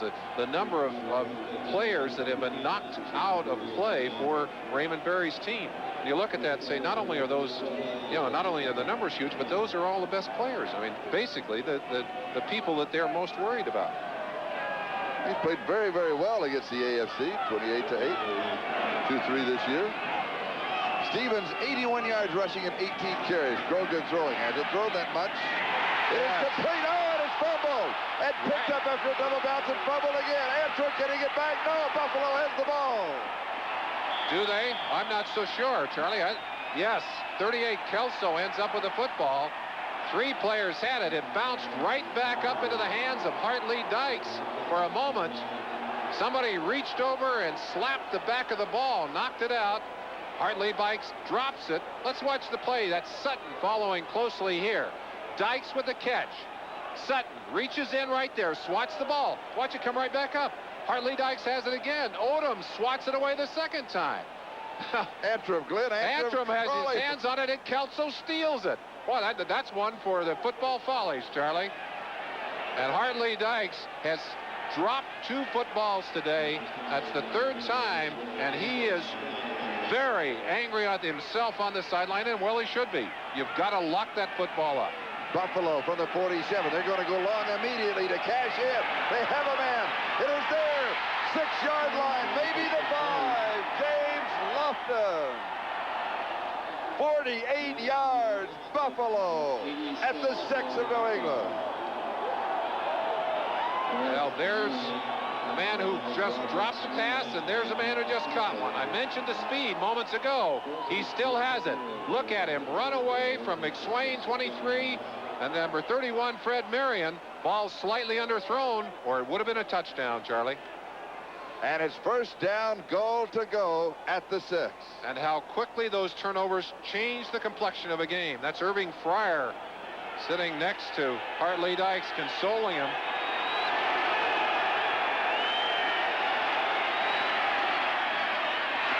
Touchdown. No, almost a touchdown. Right on the goal line. They're going to mark it on the half-yard line. Number 83, Andre Reed again.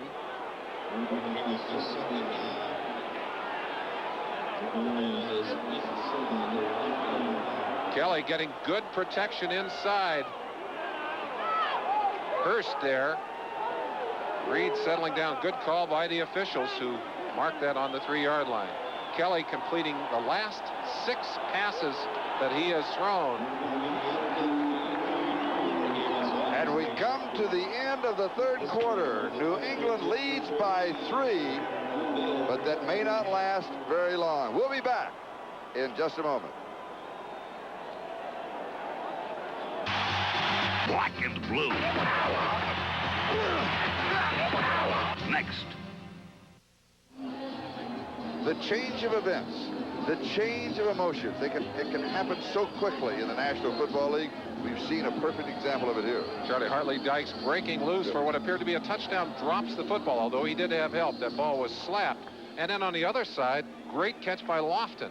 Now, that emotionally, that's just an up and down ride. But the Bills need to capitalize. They were down in territory moments ago, looking at the end zone. They couldn't get it in.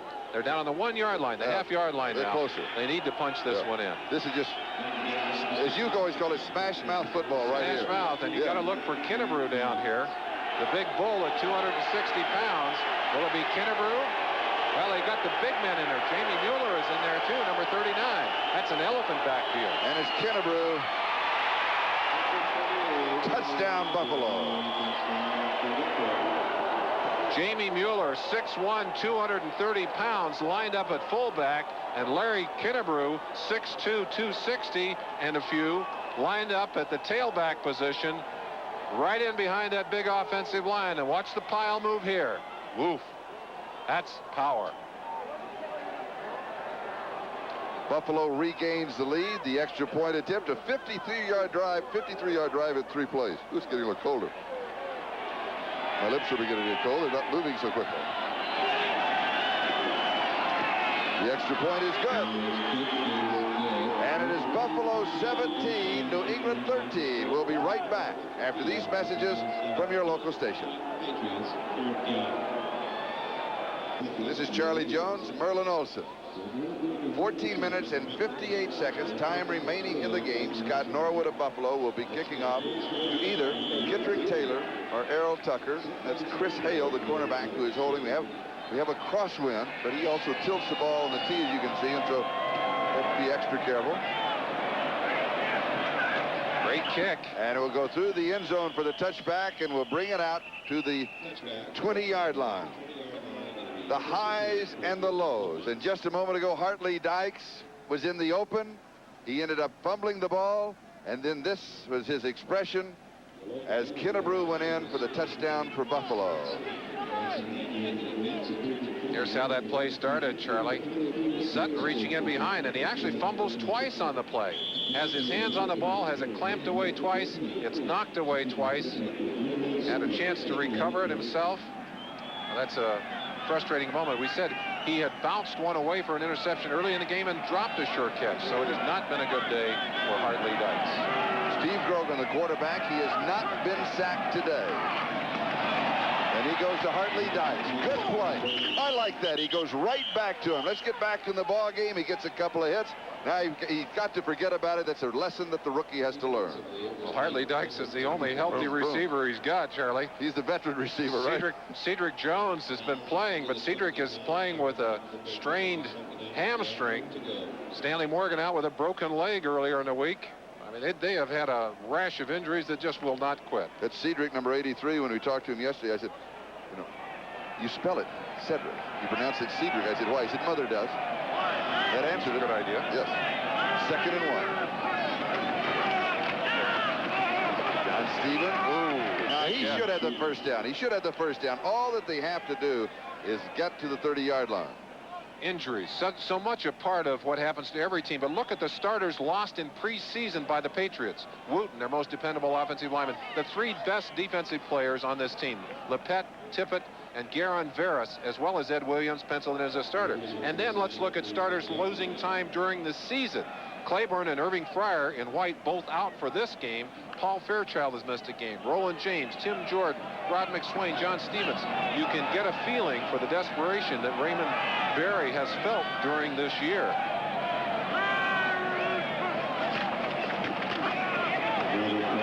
Berryman to the 32-yard line. Chance to do a quick check of the ticker. Cleveland by 3, Cincinnati big, San Diego in front of Pittsburgh. Dallas still leads Miami, and Minnesota in front of the Eagles. Tampa Bay by 3, and Chicago Bears climbing back, and Atlanta has broken their tie with New Orleans. 3-3, then 10-10, now 17-12. So a touchdown and a safety.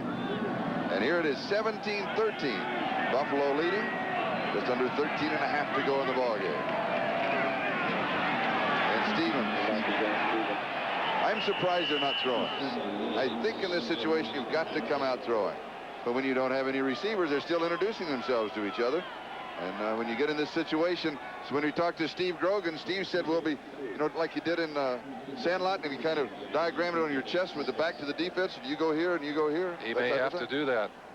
As you see, plays being signaled in. Glenn Antrim, the rookie free agent. Eric Sievers joined Cedric Jones and Hartley Dykes as the 4 wide receivers at the 34-yard line. 3rd down and 6. Bruce Smith had been down on the nose. Now he moves back out on Villa on the outside. Blitz. And the pass is juggled. And another dropped pass by Hartley Dykes, number 88. And Grogan saying, how many times do we have to get you the ball? Boy, that kills you. A quarterback, Grogan pays with his body for this throw. Waits until the last second and takes a real shot.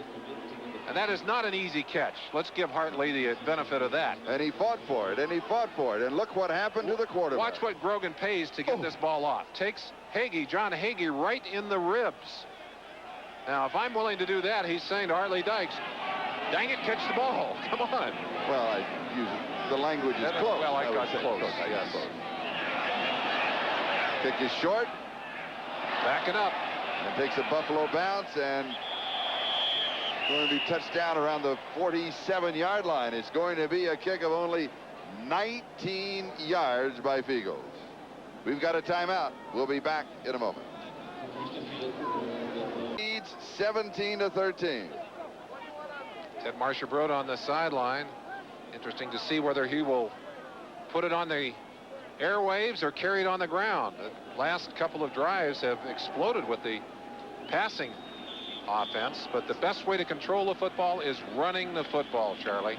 Let's see if Marchibroda elects to try and control it with the running game here. The key, number 34, Thurman Thomas. When we talked to him last night, he said, in the fourth quarter, I want to run the football. He's out in the wing position here. He's a wide receiver. Kelly stumbles, goes down, almost loses the ball, recovers it, and then his touchdown. Kelly reaching for that right knee, and he told me last night, he said that right knee is still very sore. He's come down a number of times on that knee during the season. He's still got problems with the left shoulder. He gets stepped on by one of his offensive linemen. That's Jim Richard, 51, stepped on his heel. And Kelly just a little late getting out of there. Watch him again. Stepped on right there, can't get his footing, and goes down right on that right knee, and that hurts. 2nd and 17, second time he's been sacked.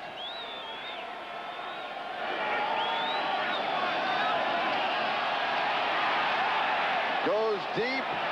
Ooh. Interesting pattern by Andre Reed. Reed running a deep pattern. Thought that Kelly was in trouble. Broke the pattern off. Came back. Reed read him still to Kelly read him still to go deep, and Reed could not quite recover in time. He saw this kind of pressure, thought he was running out of time, came back to help him. Talking to Jim Kelly, he said very often a quarterback is hurt worse if he's hit after the throw because he's off balance, as he was there. Almost a great throw and a great catch. Kelly, 16 of 27, 264 yards. Fred Marion. Jim Kelly has a linebacker's mentality. Here's the screen, and is incomplete. Thurman Thomas. Well, Marion was a teammate of Kelly's down in Miami. And, of course, Kelly recruited by Joe Paterno at Penn State as a linebacker. As a linebacker. And we asked him if that story was true, and he said yes. He said the nice thing about Paterno is that he told him, he said, I want you to come into Happy Valley and to be a linebacker. I don't want to lie to you. Yeah. And he said, I'm glad, but I'm not coming, Coach. Kelly also said he liked playing linebacker more in high school than he did quarterback. Yes, he did. But he said, I wanted to be a quarterback in college. Kid kicking. Earl Tucker on the return. He'll get a couple of yards to the 30-yard line. 11 minutes, 29 seconds left in the fourth quarter. 34 yards on the kick. A 5-yard return. Buffalo by 4. Oilers. Black and blue. Next. A quarterback comparison, as you can see, Grogan 5 of 14. That matches his number, only 64 yards. Now keep that in mind as you listen to the Patriots play selection. 14 passes. They have run the ball 42 times. So 75% of their offense has been on the ground. And there's still a lot of time, 11:29 remaining. Grogan threw a record, a Patriot record, 59 passes in that comeback against New Orleans last week. Play action. Yep. Rolls and has time, and he's throwing it away. He could hear the footsteps. A good quarterback can hear and feel as the pressure comes in. A flag is dropped. Are they saying he grounded the football, or did he get hit out of bounds? Grogan just unloading it here. And there's the hit. You can't do that. That's right. Darryl Talley chasing from behind. He could see the ball was out of there. Hit the quarterback late, 15 yards. No need for it. No need at all. No. The ball was gone, and Talley, who's a smart football player, made a stupid play.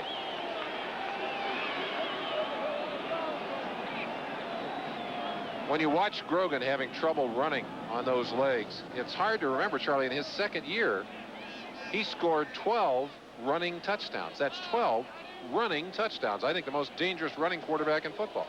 In this offensive set, as you scan the huddle, you will see that Mosita Tupu is in, Antrim is in, Stevens is in, Cedric Jones is in, Hartley Dykes, who had the catch and the fumble and the almost catch, is not in the lineup. Well, I think Raymond is saying, how many times am I going to get burned here? And he's saying, Hartley, sit down and think about it.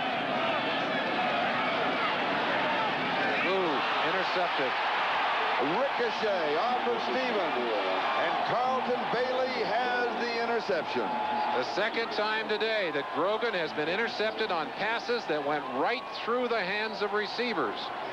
And it's unfair to credit those to a quarterback, but an alert defensive response. Watch the pass here. John Stevens not used much as a receiver. You know why right there. And Carlton Bailey, you got to be ready for those opportunities. He was. His first career interception, and he tags it with a 17-yard return to the 39-yard line.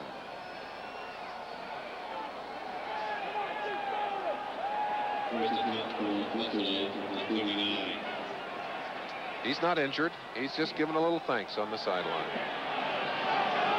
11-13, time remaining. Kelly to throw. Throws out, stops, throws back, and it will be incomplete to James Lofton. He is out of bounds. It'll be 2nd and 10 back at the 39. McSwain at the coverage. Temperature has dropped on the field. Wind continues to blow. With the sun gone, it is getting colder. You'll see Kelly using that warmer pad. Breezes not as strong as they were last week, but still strong enough to affect the flight of the ball and strong enough to drop that chill factor down significantly. Takeaways and points, Buffalo 4 and 7, New England 3 and 6. 2nd down. Over the middle, pass is complete to Pete Metzelaars, the tight end, 33-yard line. 3rd down. Play selection this half, 5 rushes, 13 passes. Interesting how the first half played, stayed to the ground. And now when it gets closer behind, you go back to the air. They wanted to crank it up. They had to get something going, Charlie, and they were able to do it. They've exploded down the field in the second half. Unfortunately, they have not put as many points on the board as those opportunities seem to dictate. So they still need some more to be comfortable. 3rd down and 3. Inside handoff, sweep to the near side with 2 blockers in front. 25, maybe the 24-yard line. It's a 1st down for Thurman Thomas. Gain of 8. Kenneth Sims with a tackle. Good running backs have the ability to wait for the play to open up. Look at Thomas, just kind of coasting a few strides there. Waits for the block. Sets up the block, in fact, for Joe Devlin. They call him Geritol Joe. They get on his back a little bit over there. And Thomas is having a fine day. 19 runs, 76 yards, continuing the kind of season that he has had in 1989. 1st down at the 25. Thomas to the right side. Slips 1 tackle, and that's it. And remember what I said at the beginning of the 4th quarter when we talked to him? His quote to us was, in the 4th quarter, well, actually, I asked him, do you like running the ball or do you like catching the ball? And he said, well, when I get to the 4th quarter, I want that ball and I want to run with that ball. Well, I think you'd find all great backs saying the same thing. Thomas prides himself on his conditioning, and his feeling is that the defense begins to wear down in that 4th quarter, and that's when he can use his strength and his energy to take advantage of it. And also the fact that Kennebrew is a good hard rusher, takes some of that early pounding off him. Pass is complete. Touchdown. Whoa. The man, Thurman Thomas, has 2 in the ball game. 1 by land, the other by air. 25 yards.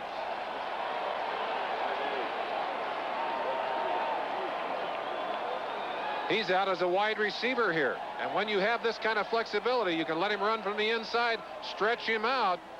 That's Roland James, number 38, late making the adjustment. They had gone over and doubled up on the 2 wide receivers to the other side of the field. And Thurman Thomas is not the kind of guy you can ignore in that situation. He proved it with a 7-pointer, 6-pointer. They're looking for the 7. They're looking for 7. Buffalo Bills busting it open. It's there, and it's Buffalo 24. New England 13 with 8:46 time remaining, and a reminder to our viewers to stay tuned for game 2 of today's doubleheader. The Seattle Seahawks going against the NFC East leading New York Giants. Immediately following the conclusion of this ball game, and then on Thanksgiving Day, a holiday tradition, football from the Motor City. The Detroit Lions host the hottest team in the AFC, the Cleveland Browns. Bernie Kosar, Webster Slaughter, and friends look to extend their lead in the AFC Central. The Browns battle the Lions, and Heisman Trophy winner Barry Sanders Thanksgiving Day on NBC.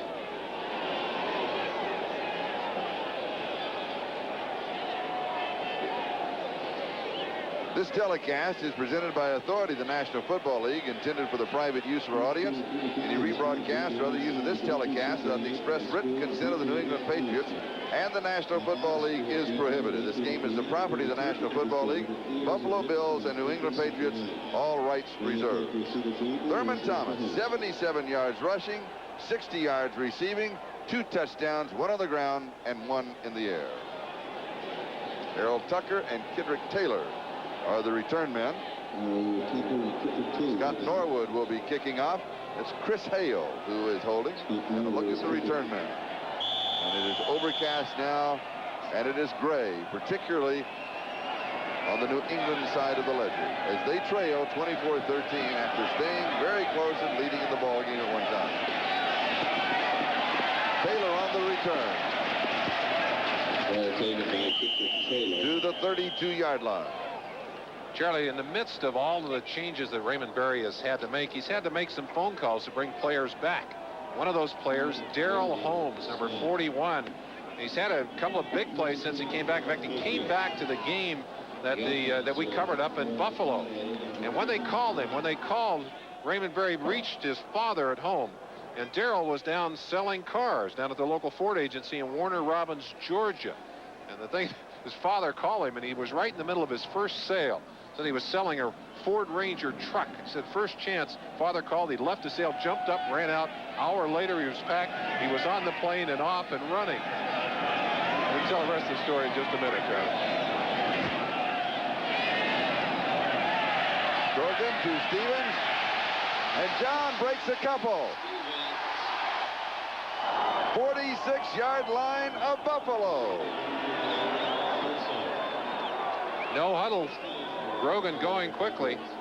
23 yards on the play. 8:14.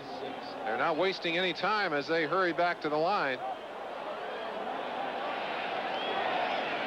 They need 2 touchdowns. Get one in a hurry. Here's the delayed screen on the left side to Stevens. Look out. He has it. Down the sideline, it is caught. What a brilliant maneuver. He just kind of walked along, played off of his blockers, looked as if he was going to step outside to stop the clock, shifted gears, 41 yards, 9-yard line, 1st and goal. You talk about tiptoeing a tightrope. Watch Stevens manage to stay in bounds here. Shane Conlon down. Good block right there on Odoms.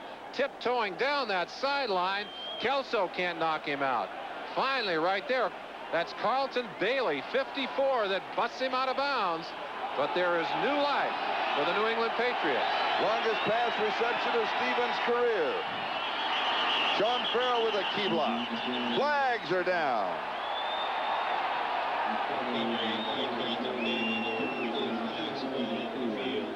Bailey comes out with the ball.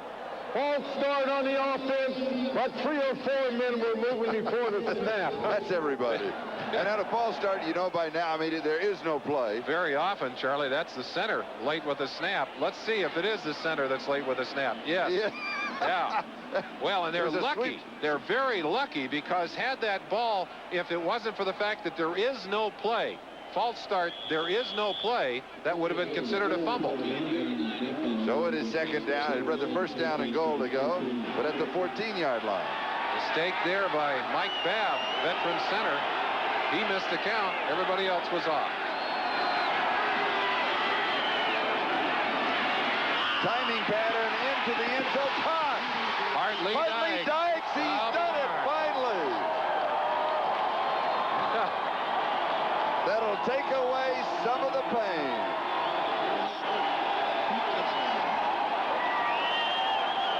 We have talked today, Charlie, about roller coaster emotion, up and down, and for Hartley Dykes, it has been that kind of day and then some. The frustration of early drops of that potential touchdown that he dropped twice. He sat on the bench and thought about it for a while, and then comes back for a touchdown. 69-yard drive, 3 plays. Extra point is good. And the Patriots are right back in it. The margin is 4, 24-20, lots of time, 7:45 time remaining. This is the 4th quarter.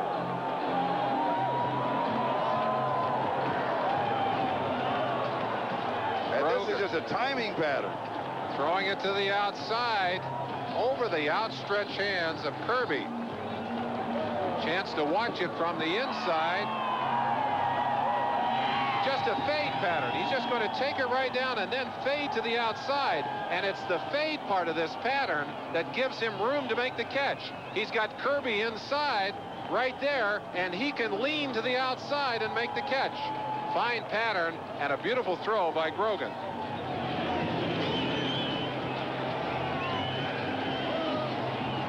So for a moment, it looked as if it might be all over for the New England Patriots. Charlie, we should have known better. These Patriots were down 21-0 in the first quarter last week against New England and came back to make it close, scoring several times in the final seconds or the final minutes of that game. 3 plays in the drive, just a tick over a minute, and here's the return by Ronnie Harmon. Harmon to the 20, and he's brought down at the 23. Just as a final add to that New Orleans game, it ended up 28-24, but the seconds left, the New England Patriots, who had already picked up one of their own onside kicks and scored, had a chance to pick up another one. Were not able to do it.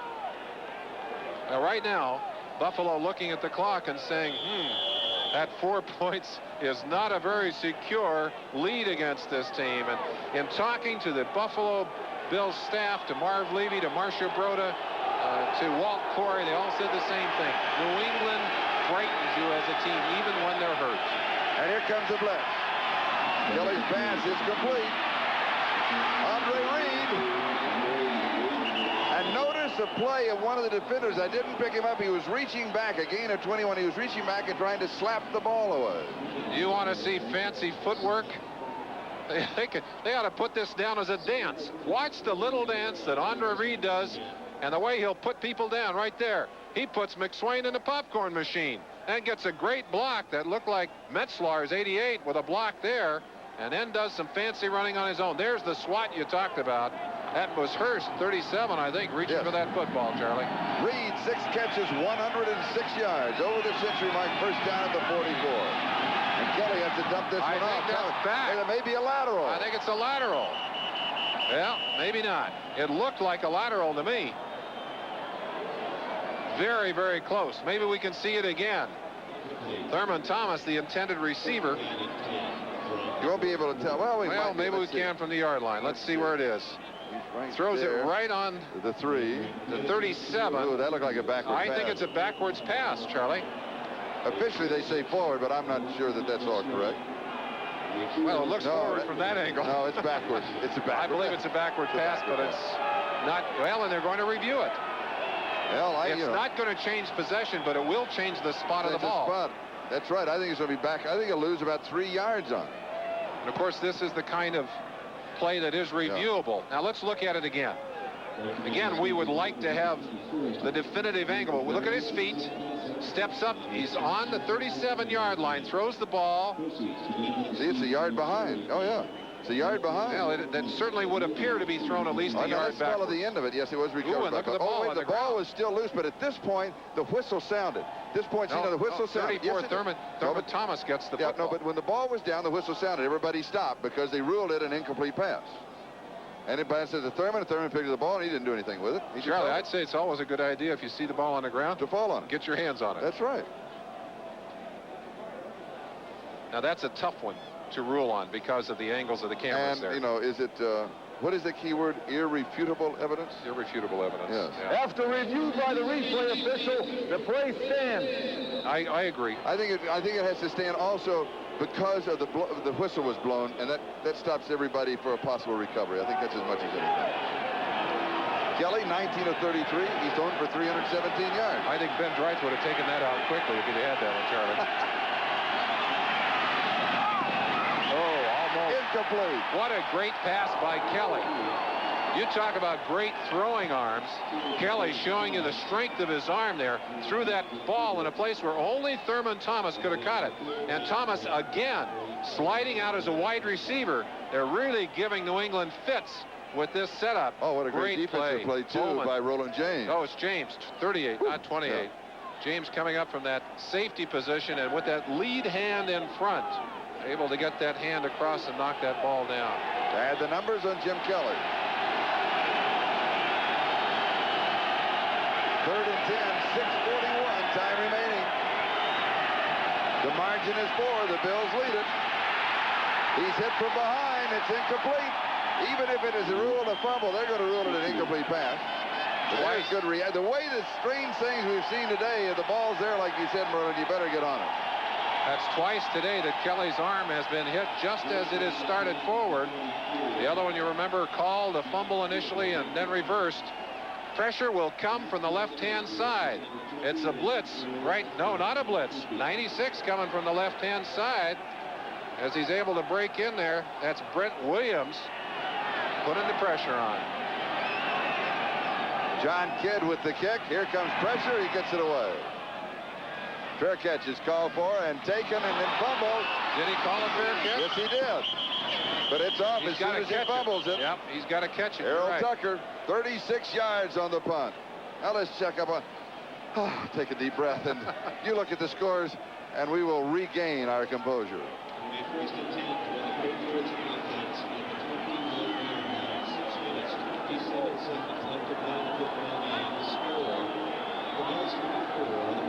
New England at their own 21-yard line.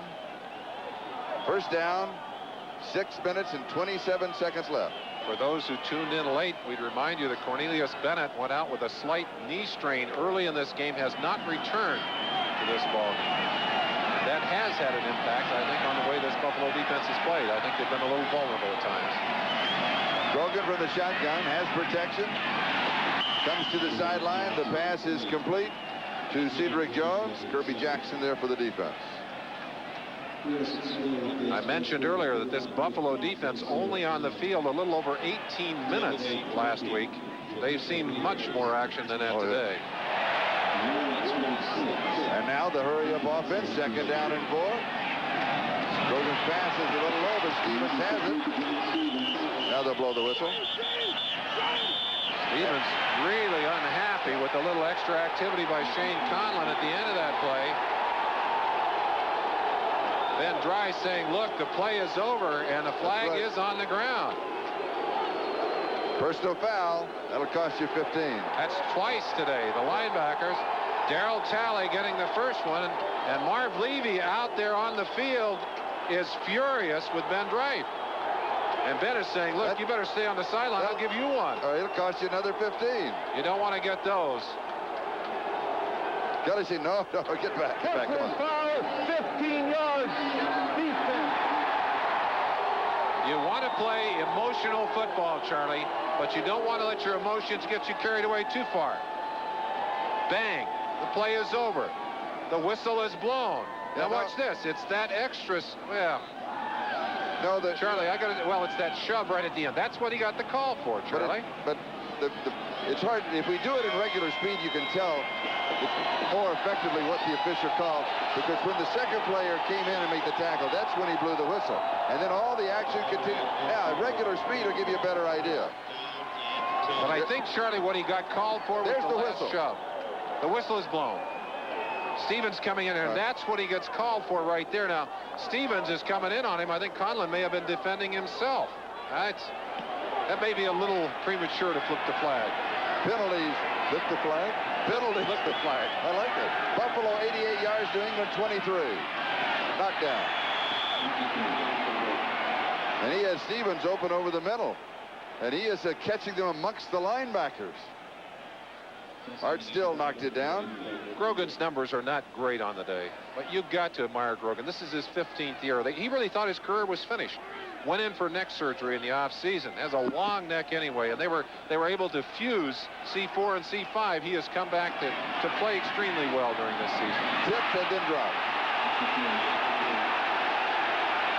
Eric Sievers. Those are the hard ones to catch when that ball is bounced. When we talked to Sievers yesterday, he said that he likes a wet towel to keep his hands a little tacky. He said, I don't like to use the gloves, but he's wearing the gloves today. And you see the gloves on his hand. You know, when they outlawed the stickum, Charlie, the old stuff they called stickum, and it was like tar. It looked like a pine gum they put on their hands. These receivers are smart. They say, what else can I wear? They found gloves that have the stickum built right into the gloves. And they're adhering on them. And you saw that little towel on the right hip of Sievers, and that's that little damp towel. That'll make the stickum even on the gloves better. Pass is complete at the 40-yard line. That is close to the first down marker. Now when they blow the whistle, all the players step away. That's the reason for that early whistle a moment ago. Cedric Jones in the flag. Kirby Jackson there. They're going to give it a good mark past the 40. It's a first down.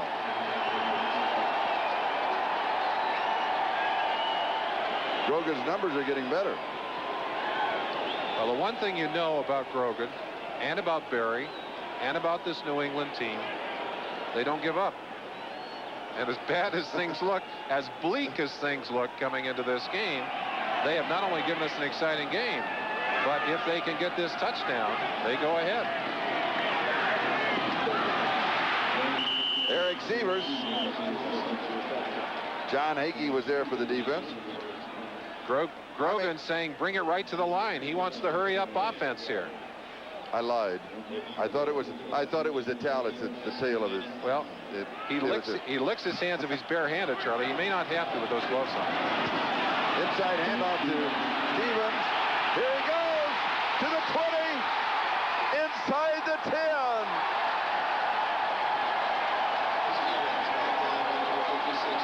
Stevens was trapped in the backfield, Charlie.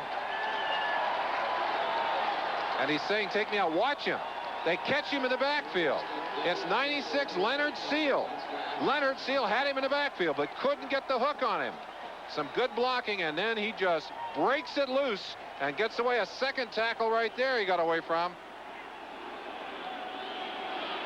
There is Seal right there. Let's see who else missed it. Well, couldn't quite. 3 tackles, 3 partial tackles. He's down on the 10, they say, huh?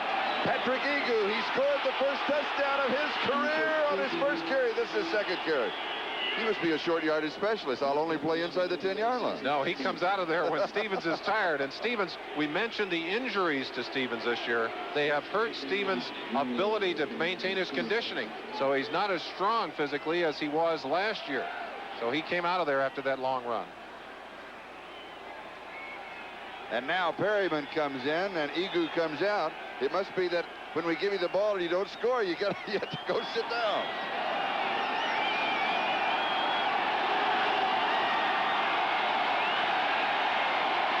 This will test that Buffalo defense. Here's where you find out what you're made of, Charlie. Touchdown.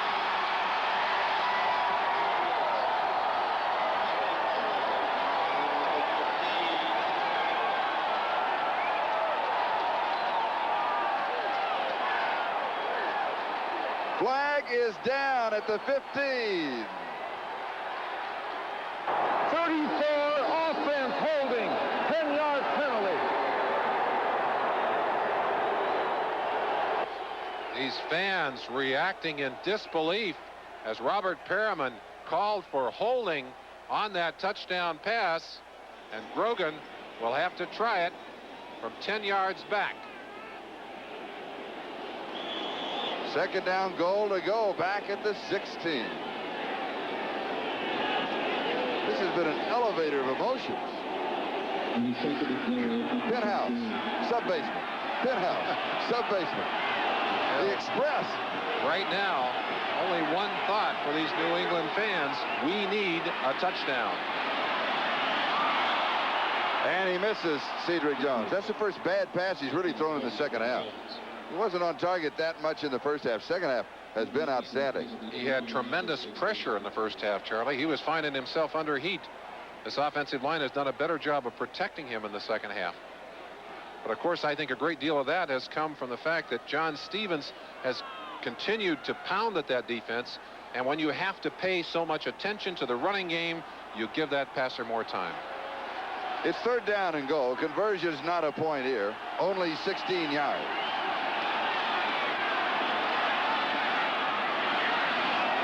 Incomplete. Hartley Dykes, the intended receiver. You trail by 4. 3:10 left. Oh, this is a tough decision. You kick the field goal, give it up to your defense. Can you get in field goal range again? Not an easy choice. No.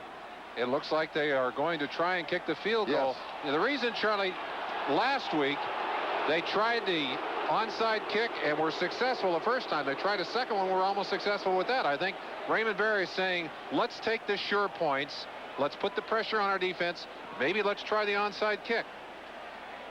I like this choice. I like this choice. If it were down on the 5-yard line, you might have seen another one. That's different. 16 yards away. Well, that's a big gamble. But they need the 3. They got it. Got him. From 34 yards away. First time in his career that Jason Stravosky has kicked 3 field goals, Charlie.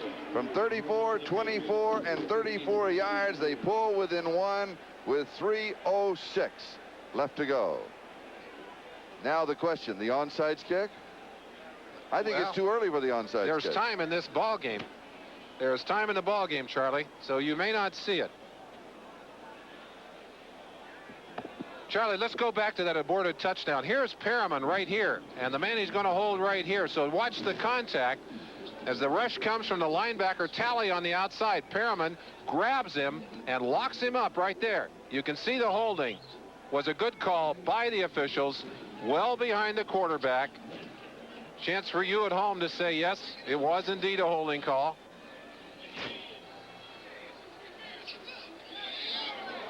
Now the question, will they onside kick it? Well, they're gathering out there. Charlie, I'm not so sure. I might kick it away here and challenge him. I would too at 3:06.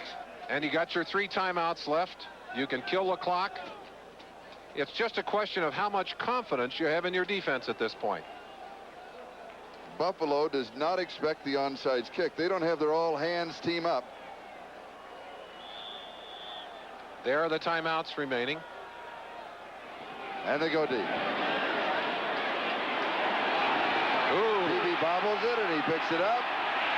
And he's at the 10, and he's in trouble, and now he says, hey, that's enough. That, by the way, is a very smart move. Patrick Egu, the touchdown scorer early on in this half, when he turned down, he said, I can't afford to do this. Put it down now. We'll take our loss. Let's not lose any more. Maybe a fumble, all of those things. Good decision. Inexperience hurting Beebe in that situation, though, as I think the nerves got the better of him and dropped that football. This is a great opportunity for New England's defense, and let's see what the call is now. Do you come out and try and pound it on the ground? Do you let Kelly go upstairs? Most of their success has come in the air in the second half. Kennebrew, the sole back. Intercepted! Touchdown, but a flag! A flag down at the 9. Charlie, it's an offsides penalty against Buffalo, I think. The wide receiver at the top of the screen off early, and I don't think it's going to be a touchdown. It's going to be a touchdown. Buffalo's wide receiver at the top of the screen got off early, and Hurst takes it into the end zone. 17 yards away.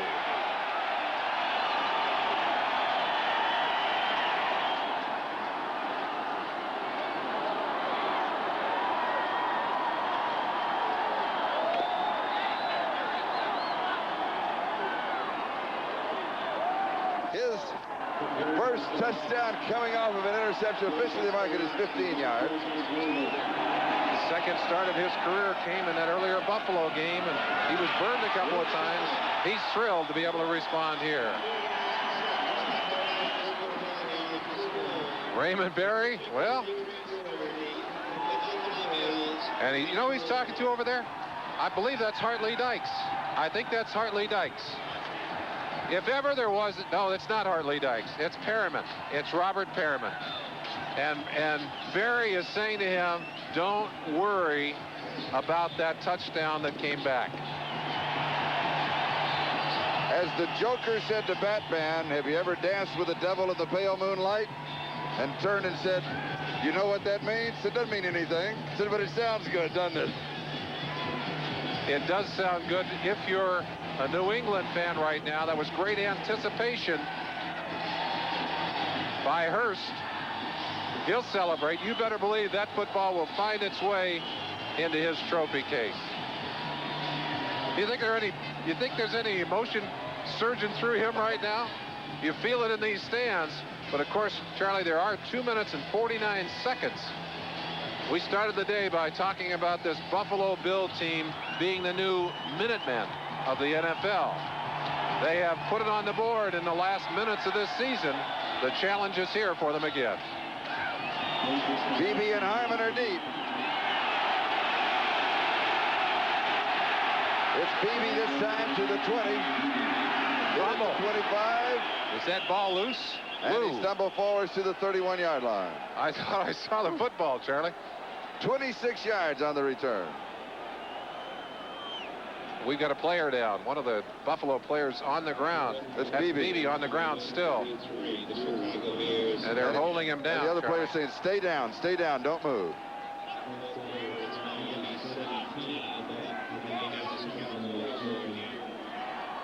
Beebe fighting to get to his feet, but he is really woozy. He took a shot. Oh, yeah. Ben Dry saying, wait a sec, let's get some help over here.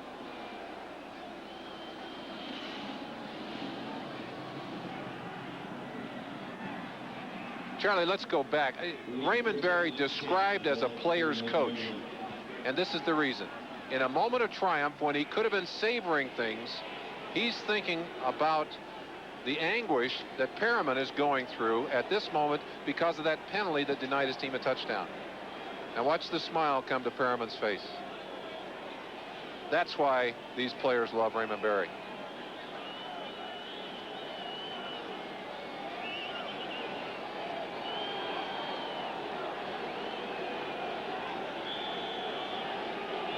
Beebe's still a little woozy. First down, Buffalo at their own 31-yard line. Lots of time, 2:39. 30-24, Buffalo trails. Kelly's pass is complete, and he goes to Thurman Thomas. Gain of 9. It'll be 2nd down and 1. We'll see the hurry-up offense here, Charlie. Buffalo will not waste any time. 2:21 on the clock. They have all their timeouts. Back over the middle to Thomas again. Puts a move inside out. He's to the 40. And then out of bounds inside the 35 at the 33-yard line. 27 yards. A smart call. They know that the New England Patriots have got to respect the deep speed here. They just dump it inside to their best ball carrier. Gets a good block there and uses his speed to break outside. Fegan's there to knock him out of bounds. Big pickup. Inside handoff to Thomas. Fegan's again. Gain of a couple of yards. It'll be 2nd down and 8. 2-minute warning given to both benches. We'll be back in just a moment. If you were with us at the very beginning of the telecast in what we call the tease, and that's kind of to little set the scene for you, that we talked about the new Minutemen of the National Football League, the Buffalo Bills, because they seem to win ball games than the ones that they have to win in the closing seconds or in overtime. There are fans back in Buffalo saying, I don't think we need to have it this exciting. Yeah. The challenge again laid out for them clearly here. That great play and the inspired play, I might add, by these New England Patriots with tremendous odds against them, with all of the injuries, all the difficulties. And Buffalo has not played a bad football game, have not been inspired in the way they played, but certainly have not played bad football. go. But here they are. Seconds clicking off. We're inside the 2-minute warning. Kelly has his offense on the field. He has the football. He has the opportunity. Now he has to do something with it. And if you're an offensive player, that's what you want. That's all you want, Charlie. That's what the game is all. Yeah. This is what the game is all about. Right. All right, let's go back down to the field.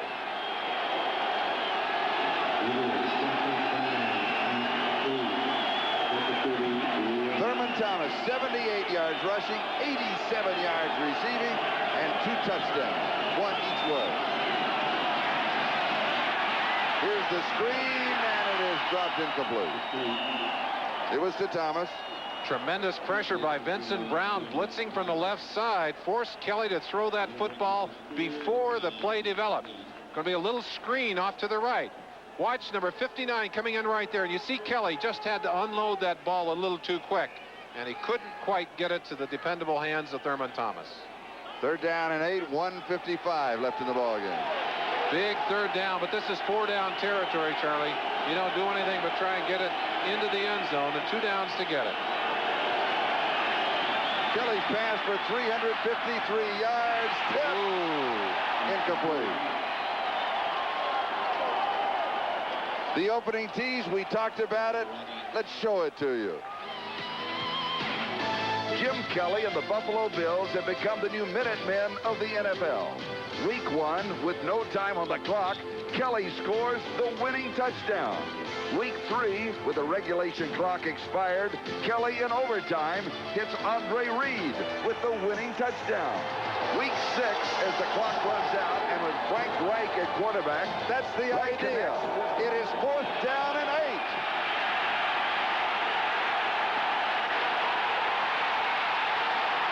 Fumble, but it's 4th down.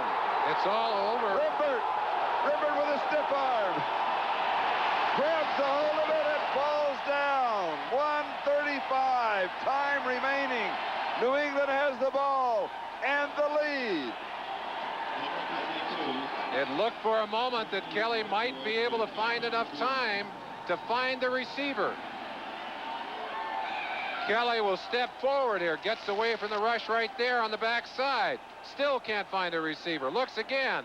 That's number 59, Vincent Brown again. And finally, Brent Williams, number 96, plows into them from the backside, knocks the ball free, and Rembert picks it up. And another turnover for the New England defense.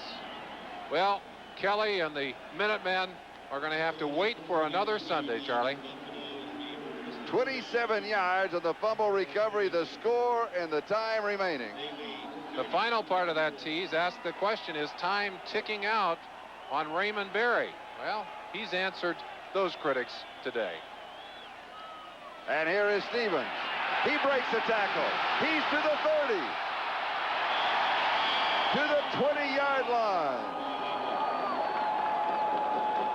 21 yards. 1st down.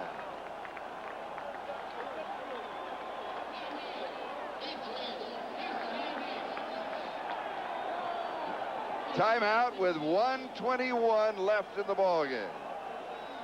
Charlie, there are a few fans who left the stadium earlier when the Buffalo Bills had surged ahead.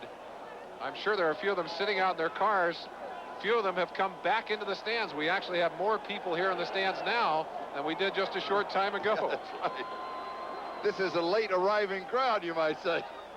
Well, they're certainly enthusiastic, yes, and reason to be so, because we talked about the problems that the Patriots have faced this week. They have had a difficult season, to say the least.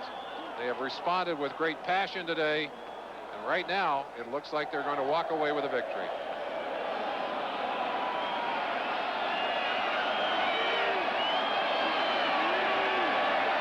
First down. Here's Stevens. He's just working on the clock a little. Miami came from behind to defeat Dallas. And so you're looking at a Miami-Buffalo tie for the lead in the East.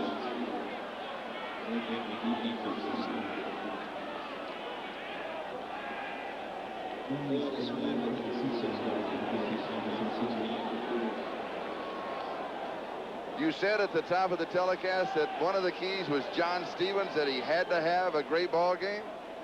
Well, he's been worth 208 total yards thus far, 76 receiving and 132 rushing. You can't ask for much more. No, you can't, Charlie. The other thing I said, and Marv Lee, I think, would agree, that these are the toughest games to get a team ready for. You've been playing well. Your opponent is hurt. They have not been playing that well. And it's proven to be the case today. 1:13, time remaining. But more than anything else, I'd say this is not a game that the Bills have lost. I think it's been taken away from them by the aggressive play. Look at the comparison. Two great running backs having great days. We'll give you that again to show it to you. It's worth looking at again. And Robert Perryman, the ball carrier. And Buffalo will stop the clock with 1:05 left in the ball game. Look at those numbers. And Thomas's numbers, if you throw in his rushing yardage, he's well over 150 yards on it. Stevens has also got a couple of passes today. So two sophomore backs who have strutted their stuff on this field today. And the Budweiser most valuable player? Well, it's John Stevens of New England. We gave you those numbers just a moment ago. 208 total yards, rushing and receiving. And Budweiser will make a contribution to the United Way on behalf of all of the MVPs selected in today's games. 1 minute and 5 seconds left.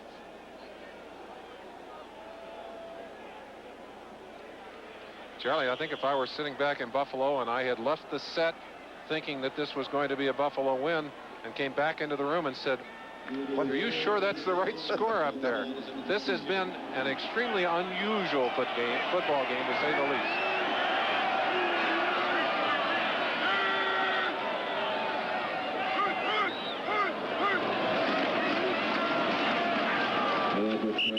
Robert Perryman to the 20-yard line. In total yards, Stevens 208 yards and Thurman Thomas 165, the numbers that you were talking about. Not a bad day. Not a bad day.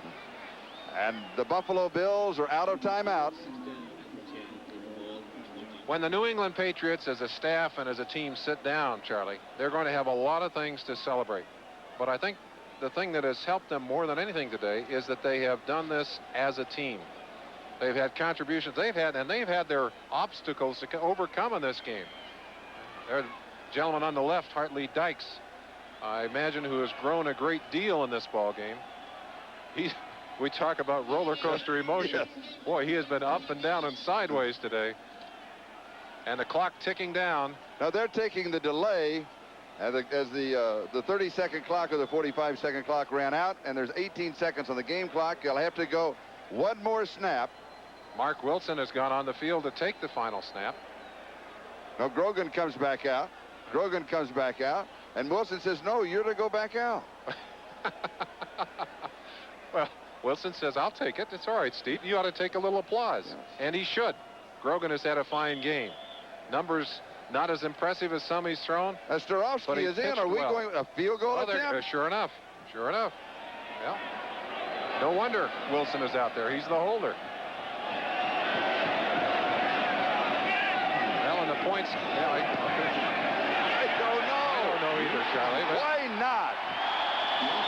They got 3 more. From 37 yards away, Starowski 4 field goals. And it's 33-24, but there are 13 seconds left. Now you've got to kick off. You have opened the door for a tie and overtime. No, you're not. I read the numbers. I'm sorry, I read the numbers wrong. Not unless you can get a huge extra point. I'm sorry. I read the numbers wrong. Come on. I added them up the wrong way. My mistake. If it was the other way. I'm still amazed by that. Yeah. Well. But that must be the new math. It's all that new math. Yeah. It's always confused me. 33-24. I guess, Charlie, what he was hoping. Well, I'm not going to second guess Raymond Berry. It's Raymond's day. If you're winning and you're going to go for it and you win all the rest of them, maybe a point differential would make the difference. Raymond Berry said last week his team had to win 11 straight to win the Super Bowl. We said we have to win 7 straight to get into the playoffs. They lost that game. He told his team on Monday that they were out of it, that they had to accept the role of the spoiler. Well, they certainly have jumped into that role well today. Oh, they really have. They have spoiled.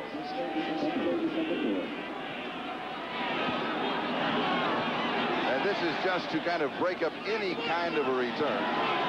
Quick roll, number 87, reserve tight end with the ball.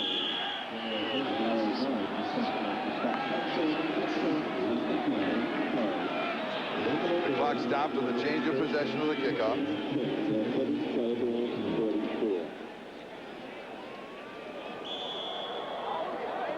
The new active players on this team, Patrick Eagle with a touchdown earlier in this day. Charlie, might be worth going back to what Marv Levy said about great teams, that they have to be able to win on the road and win the games that they are expected to win.